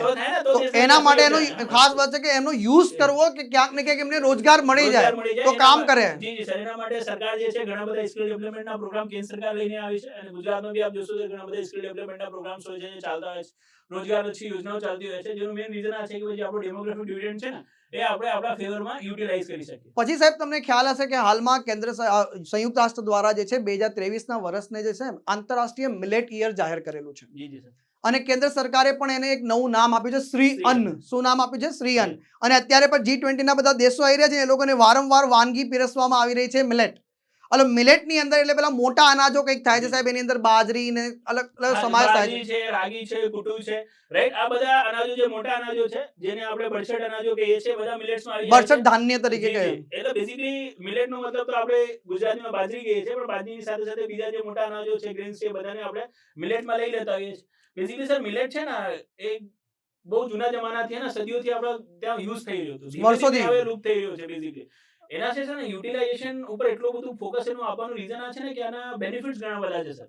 જેમ કે મિલેટ છે ને, તો મિલેટ ઉપર તો મને એવું લાગે છે સર, આપણે ઇવન જે ઓફલાઈન ક્લાસમાં હું મેન્સમાં ક્લાસ લેતો હોઉં ને સર, તેમાં મિલેટ માટેનો મેં આખો ક્વેશ્ચન મેન્સ માટે કરાવ્યો છે. મેન્સ માટેનો યસ. કે ક્યાંક ને ક્યાંક છે ને આ એક થીમ બની ગઈ છે. તમે જોશો કે સરકાર બી ફોકસ કરી રહી છે, અને જે કેન્દ્ર સરકારે ફોકસ કર્યું છે, આપણે રાજ્ય સરકારે ફોકસ કર્યું છે, આપણે પહેલા બી કીધું તો આપણે બી ફોકસ કરી દીધું છે. બેઝિકલી આપણે કીધું કે ભાઈ જે મધ્યાહન ભોજન યોજના છે, રાઈટ, જે સ્કૂલોની અંદર તમને જમણ આપવામાં, એમાં પણ હવે લાવવામાં ઇન્ક્લુડ કરશે. સાથે સાથે આંગણવાડી છે, આંગણવાડીથી બી આપણે ખબર હોય સર કે જે નિયોનેટલ્સ હોય છે, મતલબ જે ધાત્રી માતાઓ હોય છે, જેમને બાળકોને જન્મ આપેલો હોય છે, એ લોકો એમાં ઘણું બધું કાર્ય હોય છે સાહેબ. પોષણયુક્ત આહાર છે ને ત્યાંથી વિતરિત થાય છે સર. એ ઘણી બધી યોજના છે, એમાં સમાવેશ કરી શકાય છે. પોષણયુક્ત આહાર જે વિતરિત થઈ રહી છે ને, એમાં બી હવે મિલેટ્સનું વિતરણ થશે. બીજું પેલું સસ્તા અનાજની જે દુકાનો હોય છે, એનાથી બી જે બીપીએલ કુટુંબો છે જેમને અનાજ મળતું હોય છે, એમને પણ વિતરિત કરવામાં આવશે. તો બેઝિકલી છે ને આનું યુટિલાઇઝેશન વધારવાનું રીઝન જ આ છે સર, કે દરેક જગ્યાએ કે આંગણવાડીમાં, મધ્યાહન ભોજન યોજનામાં, સસ્તા અનાજની દુકાનમાં શામેલ કરી રહ્યા છે, કેમ કે આમાં ફેટ કન્ટેન્ટ બહુ ઓછું હોય છે. ફેટ ઓછું હોય છે. તો તમે જાડા ના થાવ. અને અત્યારની જે સમસ્યા છે કે જાડા થઈ જવાની, એ વધી જાય છે. શું છે સર કે આમાં આયરન છે ને અને ફોલિક એસિડ છે એનું માત્રા વધારે હોય છે, અને આયરનની ઉણપના કારણે છે ને શું થાય છે, એનિમિયા રોગ થાય છે. એનિમિયા અત્યારે છે ને સર આપણા જે મહિલાઓમાં અને બાળકોમાં પુષ્કળ પ્રમાણમાં જોવા મળે છે. તો એનિમિયાની જે શું છે જીવનમાં તકલીફ છે એને દૂર કરવામાં મદદ કરશે, કુપોષણને દૂર કરવામાં મદદ કરશે, જાડાપણાને દૂર કરવામાં મદદ કરશે, અને સાથે સાથે પચાવવામાં સર ઈઝી હોય છે. પાચન જલ્દી, ડાયજેશન જલ્દી થઈ જાય છે. અને સાથે સાથે સર ક્લાઇમેટ રેઝિલિયન્ટ હોય છે. ક્લાઇમેટ રેઝિલિયન્ટ મતલબ આબોહવા પરિવર્તનને સહી શકે છે. એટલે જેવું આબોહવા પરિવર્તન થાય તો આ બી સહન કરી લે છે, અડેપ્ટ કરી લે છે. પાક થઈ જાય છે, તો બી પાક થઈ જાય છે. લાસ્ટ વર્ષે તમે જોશો કે ઘઉં છે, ઘઉંનું ઉત્પાદન કેમ ઓછો થયો? કેમ કે ભાઈ જાન્યુઆરી થી હીટ વેવ ચાલુ થઈ. હીટ વેવ ચાલુ થઈ ગયા. અને બેઝિકલી ઘઉં ત્યારે થાય જ્યારે જીવનમાં શું હોય, ગરમી ઓછી, ગરમી ઓછી. પાક છે. પણ ગરમી વધારે થઈ તો જીવનમાં આપણો ઘઉં કેવો નાના નાના થઈ ગયા અને ઘઉંનું ઉત્પાદન ઘટી ગયું. અને એના કારણે સરકારે શું કર્યું, ઘઉંના નિકાસ ઉપર પ્રતિબંધ લગાવ્યો. આવું કશું થાય ને કે ભાઈ એન્વાયરમેન્ટમાં જલ્દીથી પરિવર્તન આવે છે, તો આમાં કોઈ અસર થતી નથી, અને ઉત્પાદનમાં કઈ ફરક પડતો નથી. થઈ જશે જીવનમાં, રાઈટ. એક સસ્ટેનેબિલિટી બી આપણે પ્રોડક્શનમાં આપશે. ટકાઉપણું છે આનું સાહેબ. જી જી સર. પછી છે કે ભાઈ બીજી વસ્તુ છે કે સાહેબ પ્રધાનમંત્રી જે જન આરોગ્ય યોજના છે ને આપણી જે મા અમૃતમ યોજના, અત્યારે તો બંનેને ભેગું કરી દીધું છે સાહેબ. એમાં પણ સાહેબ જે છે આપણા તમામ ગુજરાતના જે વાસીઓ છે એમના માટે ગુડ ન્યૂઝ આવે છે કે અત્યાર સુધી જે 5 લાખ રૂપિયાની સહાય મળતી હતી એને વધારીને 10 લાખ રૂપિયા, અને પ્રતિ વ્યક્તિ નહીં હો, કુટુંબ દીઠ છે સાહેબ. બધા કહે છે સાહેબ મને એકલાને આપો તો અહીંયા 10 લાખ રૂપિયા કરી દેવામાં આવી છે. એક આ વસ્તુ અનાઉન્સમેન્ટ આપણે ખાસ યાદ રાખવાની છે અને આના વિશે ઘણા બધા વિદ્યાર્થીઓને ઘણું બધું ખબર છે અને એનાથી કહેવામાં આવ્યું છે કે આપણા ગુજરાતની અંદર 85 લાખ જેવા કુટુંબોને જે છે ફાયદો થશે અરે સાહેબ. બેઝિકલી સર આમાં સૌથી સારી બાબત શું છે ખબર છે આપને કે બેઝિકલી આ જે આપણી યોજના છે હા. આમાં 200 હોસ્પિટલને લિંક કરવામાં આવ્યો છે અને એમાં 200 જે હોસ્પિટલ. પ્રાઇવેટ હોસ્પિટલ છે એ બી લિંક અપ છે. એટલે આ તો તો 200 સારી પ્રાઇવેટ હોસ્પિટલમાં આપ છે ને કેશલેસ ફેસિલિટી લઈ શકો કેશલેસ છો. ફેસિલિટી મળી શકે છે. Right? વાવ.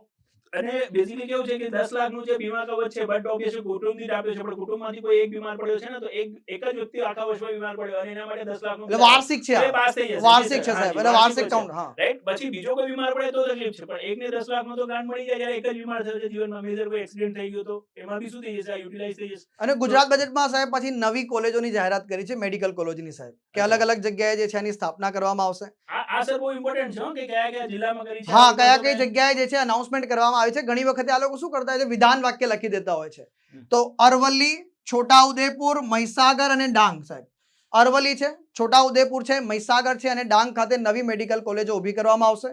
અને જેમ સાહેબ આપણે કેન્દ્ર સરકારે જાહેરાત કરી કે અમે નર્સિંગ કોલેજો નવી બનાવશું, એમ ગુજરાત સરકારે બી કીધું છે કે અમે પણ કન્ટ્રીબ્યુટ કરીશું અને 5 નવી નર્સિંગ કોલેજોની ઊભી કરીશું. 150 કે છે 5 તો કરી હા, શકે. 105 તો કરી શકે, 150 કરે. સર મેઇન બાબત શું છે ખબર છે હા. લાસ્ટ વર્ષે બજેટમાં 4-5 મેડિકલ કોલેજનું અનાઉન્સમેન્ટ થયું હતું. આ વર્ષે બી થયું હતું. ખબર સર મેં જ્યારે 12મું ધોરણ પાસ કર્યો ને ત્યારે ગુજરાતમાં માત્ર 6 મેડિકલ કોલેજ હતી. ઓ બાપરે. Government medical college. Government medical 6. મારા 91.33% હતા સર 12th માં. હા. તો બી હું 2 માર્કમાંથી જીવનમાં મેડિકલ ચૂકી ગયો. મેડિકલ એક ચૂકી ગયા. સ્થિતિ એ હતી અને આ જ એક સ્થિતિ છે કે લગભગ દરેક જિલ્લામાં હે ને ગુજરાત સરકાર છે એને મેડિકલ કોલેજ પ્રયાસ કરી રહી છે Yes, દરેક sir. જિલ્લામાં એક અને even મેડિકલ. હવે આપણે અમદાવાદ જિલ્લામાં 3-4 મેડિકલ કોલેજ થઈ ગઈ. એક સાથે ઘણી બધી Right? થઈ. તો that is the thing કે ભાઈ મેડિકલ કોલેજ છે એમાં ક્યાંક ને ક્યાંક છે ને સરકારનું ફોકસ છે કેમ કે પર દર વર્ષે લોકો બહાર ભણવા બહુ જાય છે. નહીં સર બેઝિકલી શું હોય કે WHO નો એક નિયમ છે કે ભાઈ આટલા વ્યક્તિ ઉપર શું હોવું જોઈએ ડોક્ટર હોવું હોવું જોઈએ. જોઈએ. તો એનો રેશિયો જે છે ને ઇન્ડિયાનો બહુ પાછળ છે. બહુ પાછળ ચાલી રહ્યા છે. નંબર ઓફ ડોક્ટર્સ વધારવાના છે. નંબર ઓફ એન્જિનિયર્સ નહીં. નંબર ઓફ એન્જિનિયર્સ વધી ગયા છે. અને ત્યાર પછી છે સાહેબ ઉજ્જવલા યોજનાની વાત કરી છે, આમાં રાંધણ ગેસના વિતરણની વાત કરી છે અને એમાં ખાસ બહુ વધારે છે નહીં, પણ ખાલી એટલું યાદ રાખવાનું છે કે હવે દર વર્ષે 2 રાંધણ ગેસ સિલિન્ડર જે છે સાહેબ વિનામૂલ્યે આપવામાં આવશે. રિફિલિંગ કરી આપવામાં આવશે. આ બેઝિકલી છે ને સર આપણે યુપી થી આ લોકોએ કોપી કર્યું છે. કોપી કરીને અદરવાઇઝ કહી શકે છે કે ત્યાંથી થોડો ડાયરેક્ટ પણ એવું બી બની શકે ને સાહેબ, આ બંને ભાઈ ભાઈ જ કહેવાય ને અત્યારે હાલ તો સાહેબ, તો તે ત્યાંથી જે છે વાત થઈ ગઈ હોય. પણ આ સાહેબ આપણે બી એમનું થોડું લેતા હોય બેઝિકલી આપણે યુપીએ તો ફિક્સ કરી દીધું. પણ એ તો સાહેબ સારું છે ને સાહેબ, આપણે બીજા કોઈકથી શીખીએ છે, બીજા કોઈકના બજેટની અંદર સારી બાબતો છે ને ઇમ્પ્લિમેન્ટ કરવી હોય તો સારું જ છે ને. બેઝિકલી હું કહું છું કે બીજેપી થી કેમ શીખે છે, થોડું કોંગ્રેસ થી બી શીખે. શીખશે જીવનમાં બધું શીખશે. ત્યાર પછી છે કે દરેક જિલ્લાની અંદર સાહેબ જેમ વાત કરી કે ભાઈ જિલ્લા કક્ષાએ એક સ્પોર્ટ કોમ્પ્લેક્સ બનાવવામાં આવશે, તાલુકા કક્ષાએ જે છે તાલુકા કક્ષાનો એક સ્પોર્ટ કોમ્પ્લેક્સ તૈયાર કરવામાં આવશે. પછી આના જ માટે એકલવ્ય મોડલ રેસિડેન્શિયલ સ્કૂલની પણ વાત કરી છે. આની અંદર ગર્લ લિટરસી રેસિડેન્શિયલ સ્કૂલની વાત કરે છે. રક્ષા શક્તિ વિદ્યાલયની અંદર પણ સ્પોર્ટ્સ સંકુલ એટલે કે રમત ગમતનો જે વિકાસ થાય એના ઉપર સરકારનું ધ્યાન છે. અને અહીંયા તમારે ખાસ ધ્યાન રાખવાનું છે કે દરેક જિલ્લા કક્ષાએ અને દરેક તાલુકા કક્ષાએ બસ આ 2 મહત્વપૂર્ણ બાબતો આના ઉપરથી તમારે ધ્યાન રાખવાની છે. કેટલી સારી બાબત છે. લાઈક હું યાદ કરું સર કે જ્યારે આપણે કશું હતું જ નહીં. અરે સર જ્યાં રમવા જતા ત્યાંથી લોકો બગાડ દેતા હતા, રમવાની જગ્યા નહોતી મળતી. હવે તમને જે છે સ્પેશિયલી સ્પોર્ટ કોમ્પ્લેક્સ ઊભા કરીને આપવામાં આવશે. ફેસિલિટીઝ સર એમાં ઇન્સ્ટ્રુમેન્ટ્સ બી બધા હશે, બધી કોચ હશે, બધું સુવિધા હશે, સ્કોલરશિપ હશે, ઘણું બધું ફાયદો આની અંદર થશે. પછી છે સાહેબ આ શ્રેષ્ઠ ગુજરાત યોજના. આમ તો સાહેબ આ યોજના ઓલરેડી કરંટ અફેર્સમાં ઘણી વખત કરાવી ચૂક્યો છું, પણ ફરીથી જે છે બજેટની અંદર આની ચર્ચા થઈ છે. તો આનું વિદ્યાર્થી મિત્રો પહેલા તો આનું પૂર્ણ નામ યાદ રાખી લેજો. હા, જીપીએસસી જે છે અહીંયા ધ્યાન રાખતું હોય છે. તો systems reform endeavours for transform health achievement, અને ખાસ અહીંયા ફોકસ કરવાનું સાહેબ. આ પેપર સેટર અહીંયા કરે છે, આ બદલી નાખતું હોય છે, બાકી બધાને સેમ રાખે છે અને આંકડા બદલી નાખે છે. ફૂલ ફોર્મ તો મને લાગે છે નહીં પૂછા આટલો મોટો છે. આવું પૂછી શકે કે શ્રેષ્ઠ ગુજરાત યોજના કયા ક્ષેત્ર માટે છે, શેના માટે છે? આરોગ્ય ક્ષેત્ર માટે છે, એવું આપણે ધ્યાન રાખી શકીએ છીએ. અને આના માટે સાહેબ વિશ્વ બેંકની સલાહ લેવામાં આવી રહી છે. વિશ્વ બેંકની સર સહાયને ફિનાન્સ કર્યો છે 4200 કરોડ રૂપિયાનું જે છે સહાય આની જોડેથી સરકાર. ગુજરાત યોજના માટે નીચેમાંથી કયા બેંકે સહાય કરી છે? વર્લ્ડ ડેવલપમેન્ટ બેંક છે, વર્લ્ડ બેંક છે, એશિયન ડેવલપમેન્ટ બેંક છે, એવા ઓપ્શન બી આપતા હોય છે સર. તો ત્યાં વર્લ્ડ બેંક ઇમ્પોર્ટન્ટ છે. અને બીજું સર અહીંયા બેઝિકલી કેવું છે કે સરકારે શ્રેષ્ઠ ગુજરાત યોજના એટલે એવું કીધું છે ને, જેમ કે આપણે જોયું છે કે મોરબીનું શું થયું કે બહુ ખરાબ ઇન્સિડન્ટ થયો અને એના પછી મોદી સાહેબ જ્યારે મળવા જઈ રહ્યા ને ત્યારે આપણે જોયું છે કે હોસ્પિટલના ચિત્ર આવ્યા કે રાતોરાત એના કવર બદલવામાં આવે છે. કોઈ ઇન્સ્ટ્રુમેન્ટ કોઈ ઓપરેટર્સ નતા, એ બધા લગાવવામાં આવ્યા. અને કહેવાતું હતું કે જિલ્લા કક્ષાની શું હતી એ હોસ્પિટલ હોસ્પિટલ હતી. હતી, જિલ્લા લેવલની હોસ્પિટલ હતી. ત્યારે તો આ બધી સુવિધા હોવી જોઈએ કે નહીં સર? હા. બટ કેવું હતું કે આવી બધી સુવિધાઓ છે નહીં. તો આ શ્રેષ્ઠ ગુજરાત યોજના હેઠળ શું કરશે સર કે ભાઈ તાલુકા કક્ષાથી લઈને જિલ્લા કક્ષાથી લઈને રાઈટ જેટલી બી હોસ્પિટલ છે એમને સર્ટિફાઈડ કરવામાં આવશે. સર્ટિફાઈડ કરવામાં જી, આવશે. દર વર્ષે સર્ટિફાઈડ કરવું પડશે કે કઈ કઈ ઇન્સ્ટ્રુમેન્ટ એમની પાસે છે ને કયા લેવલની સુવિધાઓ છે. શું એ જિલ્લા કક્ષાની જે હોસ્પિટલ છે એના ઉપર ઉતરે છે કે નથી ઉતરતી? ખરી તો ઉતરે છે કે નથી હોતી એના જી, માટે સર્ટિફિકેશન પ્રોગ્રામ દ્વારા અને એની અંદર જે ખૂટે છે ઇન્સ્ટ્રુમેન્ટ લાવવામાં આવશે, લાવવામાં આવશે, એને ડેવલપ કરવામાં આવશે. એની પાછળ બહુ મોટો ખર્ચો થશે સાહેબ આને. જી, જી, કારણ કે આખું ટ્રાન્સફોર્મ કરવું, રિફોર્મ કરવું તો એના માટે બહુ લાંબો ખર્ચો થઈ જતો હોય છે. ત્યાર પછી વાત કરીશું કે ભાઈ તૃતીય સ્તંભ જે છે એની અંદર વાત કરી છે કે વિશ્વ કક્ષાની જે ઇન્ફ્રાસ્ટ્રક્ચર સુવિધા ઊભી કરવી છે એના માટે ભાઈ 5 લાખ કરોડ રૂપિયા 5 વર્ષમાં ખર્ચવામાં આવશે.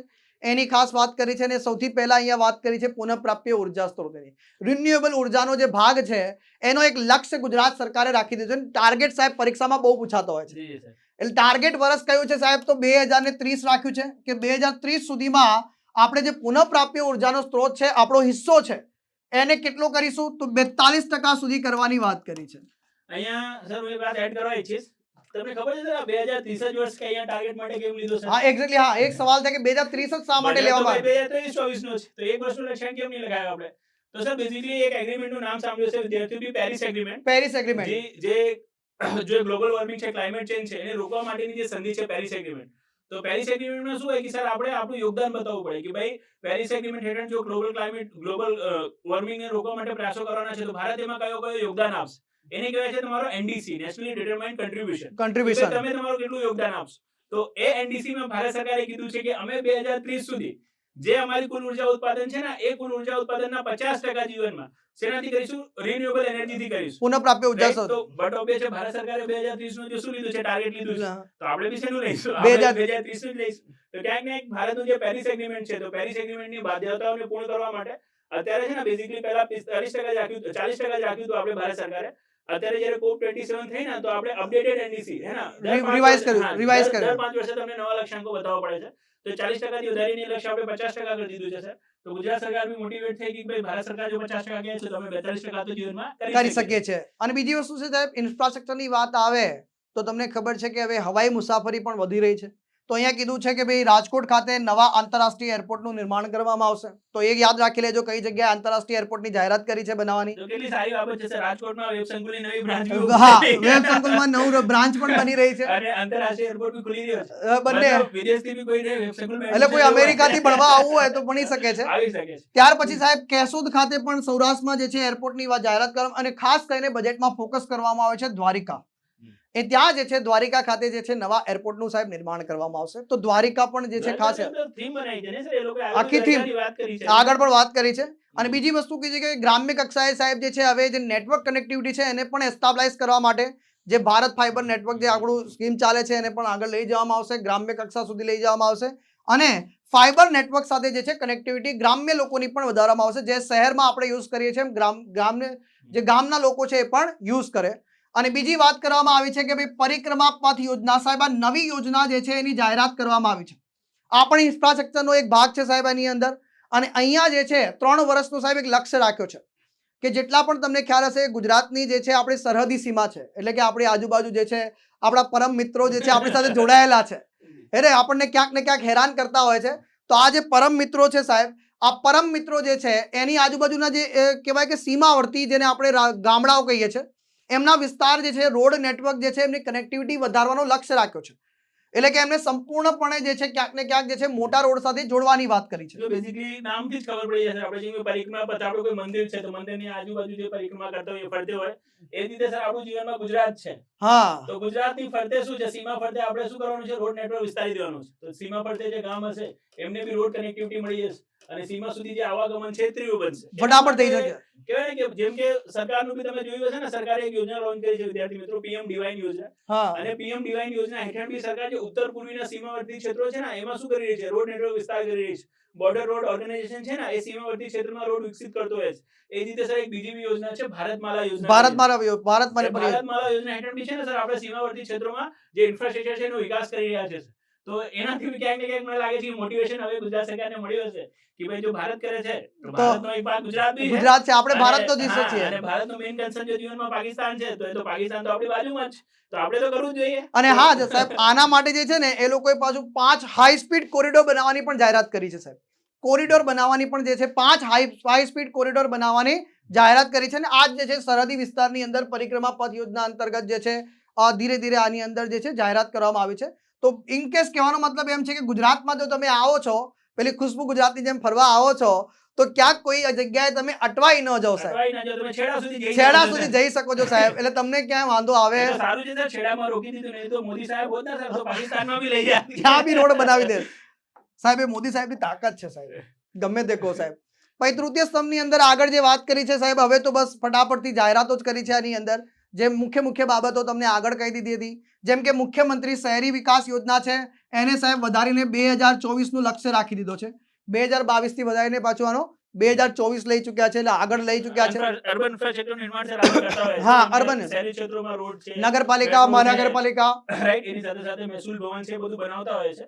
તો એના માટે જે અર્બન ઇન્ફ્રાસ્ટ્રક્ચર છે એમાં મહાનગરપાલિકા બી આવી ગઈ, નગરપાલિકા બી આવી ગઈ. તો અર્બન ઇન્ફ્રાસ્ટ્રક્ચર બનતો રહેશે. જેમ કે આપણે પહેલા બી કીધું છે કે કેપેક્સ વધાર્યો છે ને, હવે તમને થોડું ખ્યાલ આવી રહ્યો છે કે મૂડી ખર્ચ વધારો કેમ એટલે થયો. ખર્ચો ક્યાં થવાનો છે. અહીંયા બધા મૂડી ખર્ચ જીવનમાં થવાના છે, રાઈટ. તો એને બી પછી તમને ખ્યાલ છે કે સાહેબ આ વિશ્વ કક્ષાના સાહેબ બરોડા કોઈ ગયું હોય તો બરોડાનું જે બસ સ્ટેન્ડ જોવે ને તો એમ લાગે કે સાહેબ એરપોર્ટ જેવું છે. શું વાત કરો છો? એવો ફર્સ્ટ ક્લાસ બસ સ્ટેન્ડ બનાવ્યું છે. તો એવા જ જે છે 7 બીજા બસ પોર્ટ જે છે બનાવવાના છે, જેમાંથી અમદાવાદ ગીતા મંદિર જે છે નોર્થ પ્લોટની વાત છે એને, જ્યાં બનેલું છે ત્યાં ને એનો જે બાકીનો જે હિસ્સો છે જ્યાં બાકી જમીન છે પડી છે એમની પાસે હજી, કારણ કે પહેલા તો સાહેબ અલગ અલગ 6-7 હતા, ગર્દી બહુ હોય છે એટલે ત્યાં બનાવવાની જરૂર છે કે ટ્રાફિક ડાયવર્ટ કરવા માટે. પછી ભરૂચ ખાતે જાહેરાત કરી છે, અમરેલી ખાતે, પછી મોડાસામાં બનાવવાની વાત કરી છે, પાટણ, નવસારી અને ભુજ, આ બધી જગ્યાએ જે છે સ્પેશિયલી નવા બસ પોર્ટ એટલે કે કહેવાય કે હાઈ ક્વોલિટીના એરપોર્ટ જેવું તમને લાગવું જોઈએ. તો આ એક સરસ મજાનું જે છે જાહેરાત પણ અહીંયા સરકાર દ્વારા, ગુજરાત સરકાર દ્વારા કરવામાં આવી છે.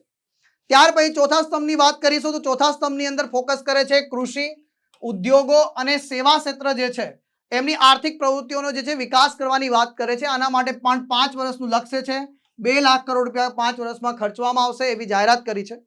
બેઝિકલી સર આપણી ઇકોનોમી હોય છે તો ઇકોનોમી 3 સેક્ટરથી જ બનતી હોય છે. 3 સેક્ટરથી બની. એગ્રીકલ્ચર, ઇન્ડસ્ટ્રી જી, અને અને સર્વિસ. સર્વિસથી જેને પ્રાથમિક, દ્વિતીયક, તૃતીયક ક્ષેત્ર કહીએ છીએ. તો હા. સરકારે ત્રણે સેક્ટરને આવરી લીધું એક જ સાથે લઈ લીધા હા, છે. અને ત્રણેયને કીધું છે ત્રણેય માટે થોડું કરીશું, તમે ચિંતા ના કરો. એટલે તમે કોઈ બી ક્ષેત્ર જોડે જોડાયેલા હો, લાઈક દરેક માટે કંઈ આપ્યું છે. કૃષિ ક્ષેત્ર જોડે જોડાયેલા છો, તમે પ્રાથમિક ક્ષેત્રમાં છો, તમે કોઈ ઇન્ડસ્ટ્રીમાં કામ કરો છો, તમે દ્વિતીયક ક્ષેત્ર જોડે જોડાયેલા છો, અને જો તમે જીવનમાં શું કરી રહ્યા છો, ટીચરની જોબ કરી રહ્યા છો, ડોક્ટર છો કે પછી ટ્રાન્સપોર્ટેશન સર્વિસ ડિલિવર કરી રહ્યા છો, છો, તો તમે સર્વિસ સેક્ટર જોડે જોડાયા છો, તો કોઈને નિરાશ થવાની જરૂર નથી. ત્રણેયને શું કર્યું છે ગુજરાત સરકારે ફોકસમાં લીધું છે ને ત્રણેય માટે થોડું કર્યું છે. હા, પણ ક્યાંક ને ક્યાંક તમે જ્યારે અત્યારે જોવા લાગશો ને તમને સૌથી વધારે ઉદ્યોગ ક્ષેત્ર માટે દેખાશે, સૌથી વધારે કર્યું છે. કેમ કે ભારતની જીડીપીમાં તો સૌથી વધારે યોગદાન સર સેવા ક્ષેત્રનો છે. સેવા ક્ષેત્રનો પણ છે. જ્યારે આપણે વાત કરીએ સર ગુજરાતની જીડીપીમાં, ક્વેશ્ચન બી એક વખત પૂછાયો હતો સર જીપીએસસીમાં 2018માં, હા. ઉપર નીચે ક્વેશ્ચન કે ભારતની જીડીપીમાં સૌથી વધારે યોગદાન કયા ક્ષેત્રનો છે, તો આપણે આન્સર લાગીએ સેવા ક્ષેત્ર. સેવા ક્ષેત્ર એના જસ્ટ નીચેનો ક્વેશ્ચન હતો, વિધાન વાક્ય. હા, ના ક્વેશ્ચન જ હતો Question. સર. હા, એમસીક્યુ સિંગલ જ એમ કે ભાઈ ગુજરાતની જીડીપીમાં સૌથી વધારે યોગદાન કયા ક્ષેત્રનો છે. ગુજરાતની હા, જીડીપીમાં તો પછી સેવા ક્ષેત્રની જગ્યાએ ઉદ્યોગ ક્ષેત્ર છે અહીંયા. અચ્છા, પરિવર્તન આવી જાય છે. હા, તો એ અને થોડું એટલા માટે અહીંયા જોવા જાય ઉદ્યોગ ઉદ્યોગ ક્ષેત્ર. ઉપર કેમ ફોકસ કરી રહ્યો છે કેમ ગુજરાત. કે આપણા જીડીપીમાં, ગુજરાતની જીડીપીમાં રાઈટ સૌથી વધારે યોગદાન કયા ક્ષેત્રનું છે મિત્રો, તો યાદ રાખજો જીવનમાં ઉદ્યોગ ક્ષેત્ર.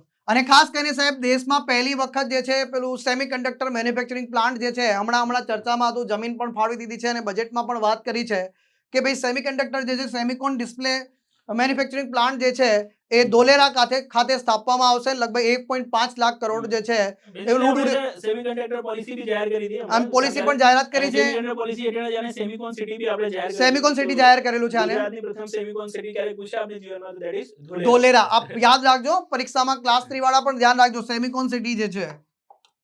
ત્યાર પછી જે જાહેરાત કરવામાં આવી છે સાહેબ, 4 ધામ કોરિડોર અંતર્ગત જે છે દ્વારિકાધીશ મંદિર અને એનો પરિસર જે છે એનું સંપૂર્ણપણે વિકાસ કરવામાં આવશે.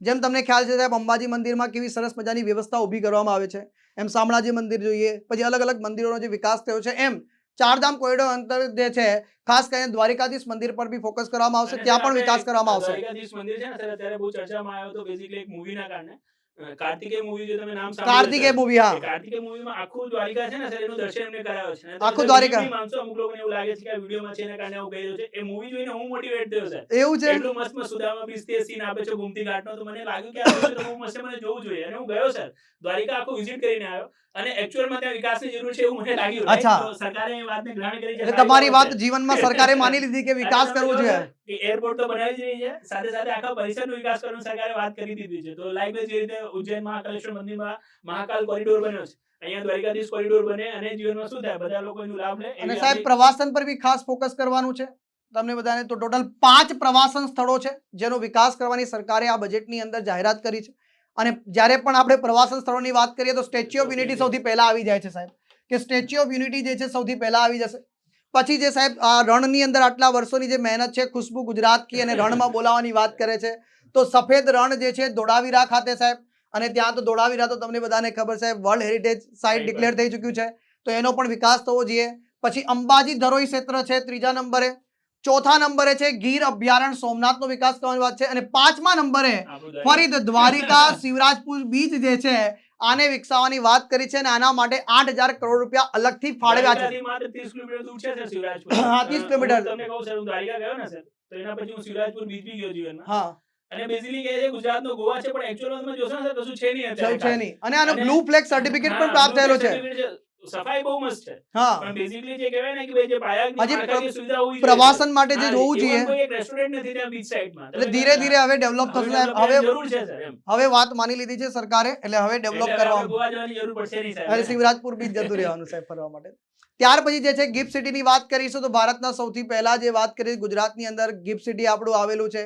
ત્યાં જે છે સાહેબ એશિયન ડેવલપમેન્ટ બેંકની સરકાર મદદ લઈને લોન લઈને શું બનાવી રહી છે સાહેબ? ફિનટેક. ફિનટેક હબ જે છે બનાવી રહી છે સાહેબ. જો સર ફિનટેક હબ વિશે થોડી વાત કરું, જેમ કે ફાઇનાન્શિયલ ટેકનોલોજી જે કંપનીઝ હોય છે, financial technology company like sir એવી કંપની જે શું આપતી હોય છે, આપણે ઓનલાઈન લોન્સ આપતી હોય છે, જેમ કે આપણે નામ સાંભળ્યું છે, બહુ બજાજ, famous છે સર, બજાજ ફિનસર, એ બધી તો છે જ સર. લાઈક ઓનલાઈનમાં આપણે કહીએ તો Bharat pay. Bharat pay. Bharat pay કેવા હોય કે ક્યુઆર કોડ થી આપણે પેમેન્ટ સિસ્ટમ તો આપે મલ્ટિપલ પેમેન્ટ આપ શું કરી શકો, લઈ શકો.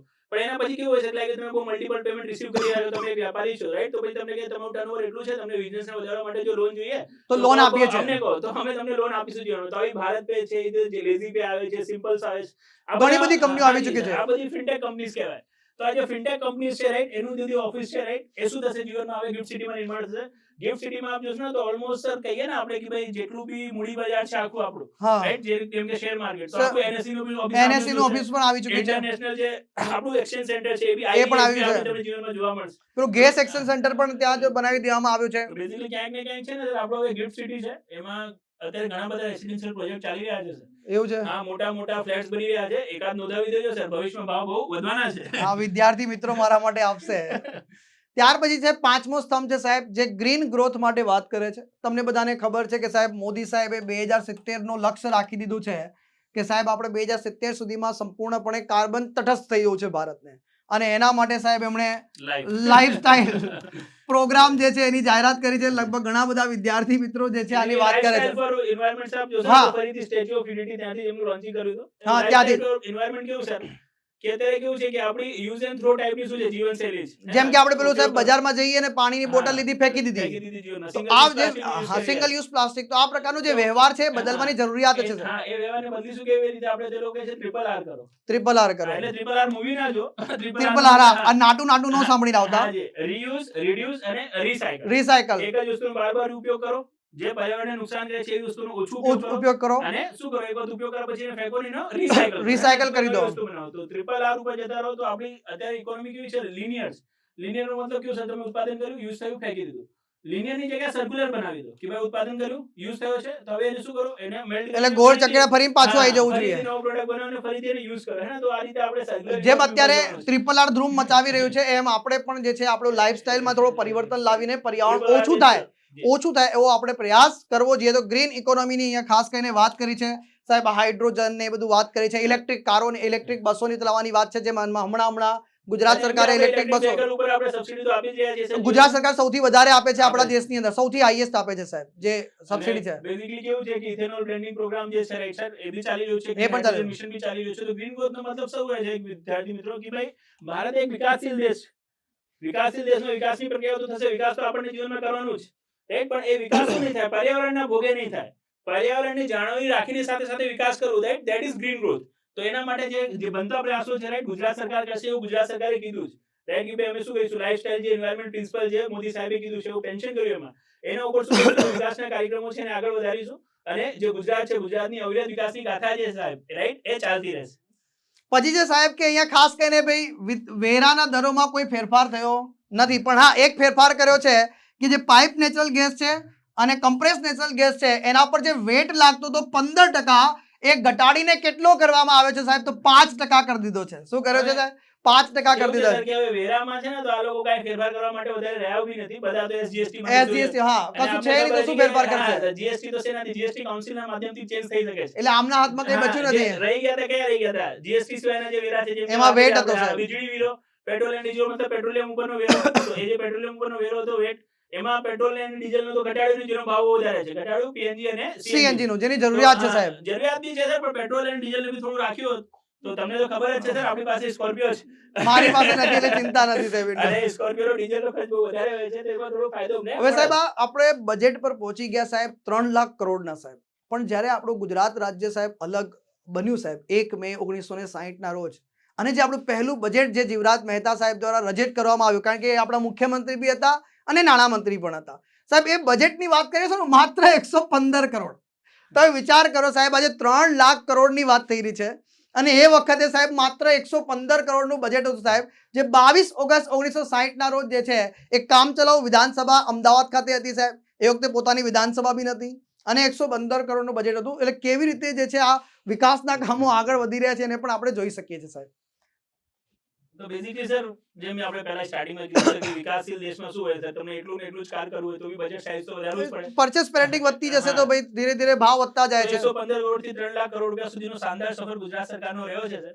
હા. આવનારા સમયમાં બી એ સફરમાં આપ જોશો ને સર, આગળ વધારો ઉત્તરોત્તર વધારો થશે ને આપણે વિકાસ કરતા રહીએ ને આવી રીતે જે છે ઇન્ફ્રાસ્ટ્રક્ચરની જે સ્કીમો છે એમાં પણ વધારો થતો રહે. અને આ છે સંપૂર્ણ ગુજરાત બજેટની જે છે ગાથા અને ચર્ચા.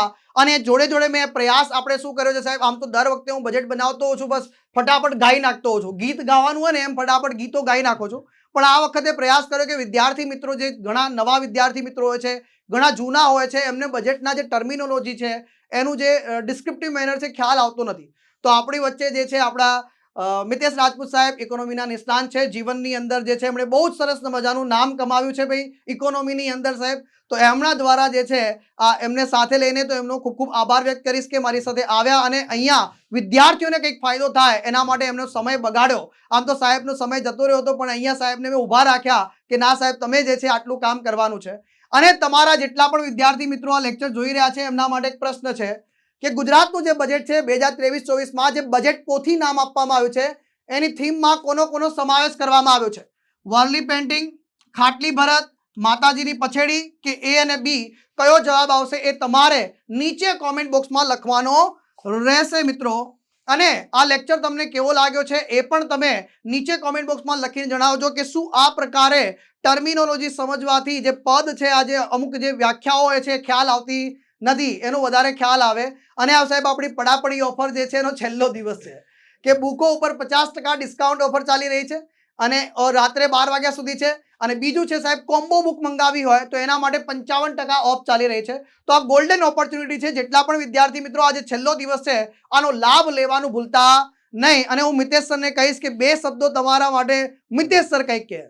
બેઝિકલી વિદ્યાર્થી મિત્રો જેમ કે જાણો છો કે યુટ્યુબમાં તો એમ તો આપણે ઘણા બધા ખાસા લેક્ચરો લીધા છે, પણ દરેક લેક્ચરમાં હું બી એકલો જ હોઉં છું. આજે પહેલી વખત જીવનમાં કોઈની સાથે લેક્ચર લીધો છે મેં બી, અને really sir I Holi enjoy the complete session. Life is કેવું સર, એકલા આપણે લેક્ચર લેતા હોય ને તો આપણે આવું વિચારતા હોય જલ્દી પૂરું થાય, એટલું બોર્ડમ થાય છે. પણ તમારી જે ઓરા છે, જે સર શૈલી છે ને, એના કારણે મને બિલકુલ બોર્ડમ નહીં ફીલ થયું. અને ક્યારેક આ બજેટ પૂરો થઈ ગયો જીવનમાં આપણને ખબર બી નહીં પડી. અને આપણે ટ્રાય કર્યું સર કે જેટલું સિમ્પલ વેમાં, લ્યુસિડ મેનરમાં આપણે વિદ્યાર્થીઓને સમજાવી શકીએ અને પરીક્ષા લગતી જે બાબતો છે સમજાવી શકીએ, એવો આપણે પ્રયાસ કર્યો છે. તો હોપ સો આપ લોકોએ આ સેશનને એન્જોય કર્યો છે. અને જો એન્જોય કર્યો હોય તો મેક્સિમમ આને લાઈક કરજો, શેર કરજો, કોમેન્ટ કરજો, જેનાથી અમને ખ્યાલ આવે કે ભાઈ બીજા બી લેક્ચર્સ એવા છે તો અમે કોમ્બો કરીને આવીએ અને હા. જીવનમાં તમને સારામાં સારું તો આપવાનો તમારી પ્રયાસ જેટલી કરીએ. પણ વિદ્યાર્થી મિત્રોને હું ખાસ કહીશ સાહેબ આજે કે મને જીવનમાં તો મારી લાઈફમાં ઘણું બધું જાણવા મળ્યું છે સાહેબ. આટલા વર્ષથી બજેટ ભણાવતો હતો પણ ગાઈ નાખતો હતો, કહેતો હતો, પણ ઘણું બધું જાણવા મળ્યું છે. અને આપણા જે વિદ્યાર્થી મિત્રો છે, જો તમે પણ ઈચ્છો છો કે ઇકોનોમીના આવા જ જે છે ટોપિક તમને સમજાતું નથી અને તમે બિલકુલ લ્યુસિડ મેનરની અંદર, એટલે બહુ કહેવાય કે એકદમ સીધી સાદી ભાષાની અંદર સમજવા ઈચ્છો છો, તો ભાઈ લેક્ચરની નીચે કોમેન્ટ બોક્સમાં જરૂરથી તમારા પ્રશ્નો લખજો કે સાહેબ લેક્ચર કેવો લાગ્યો છે. પહેલા તો એક પોઈન્ટ લખજો, અને બીજું, તમે કોઈ ટોપિક પર ઈચ્છતા હોય કે સાહેબ ફરીથી આ ટોપિક અમારે સમજવો છે આવી રીતે લ્યુસિડ મેનરની અંદર, તો હું ફરીથી સાહેબને વિનંતી કરીશ અને સાહેબ આપણી વચ્ચે જીવનમાં ફરીથી આવશે અને જીવનમાં આપણને ઇકોનોમી બહુ સરળ એકદમ સમજ ભાષામાં જે છે આપણા જીવનમાં આપણને ઉતાર દેશે. તો મળીશું આપણે નેક્સ્ટ લેક્ચરની અંદર. ત્યાં સુધી જે છે અમને રજા આપો. બાય બાય, ટેક કેર, જય હિન્દ. જીવનમાં મજામાં રહેજો. Best of luck. Best of luck.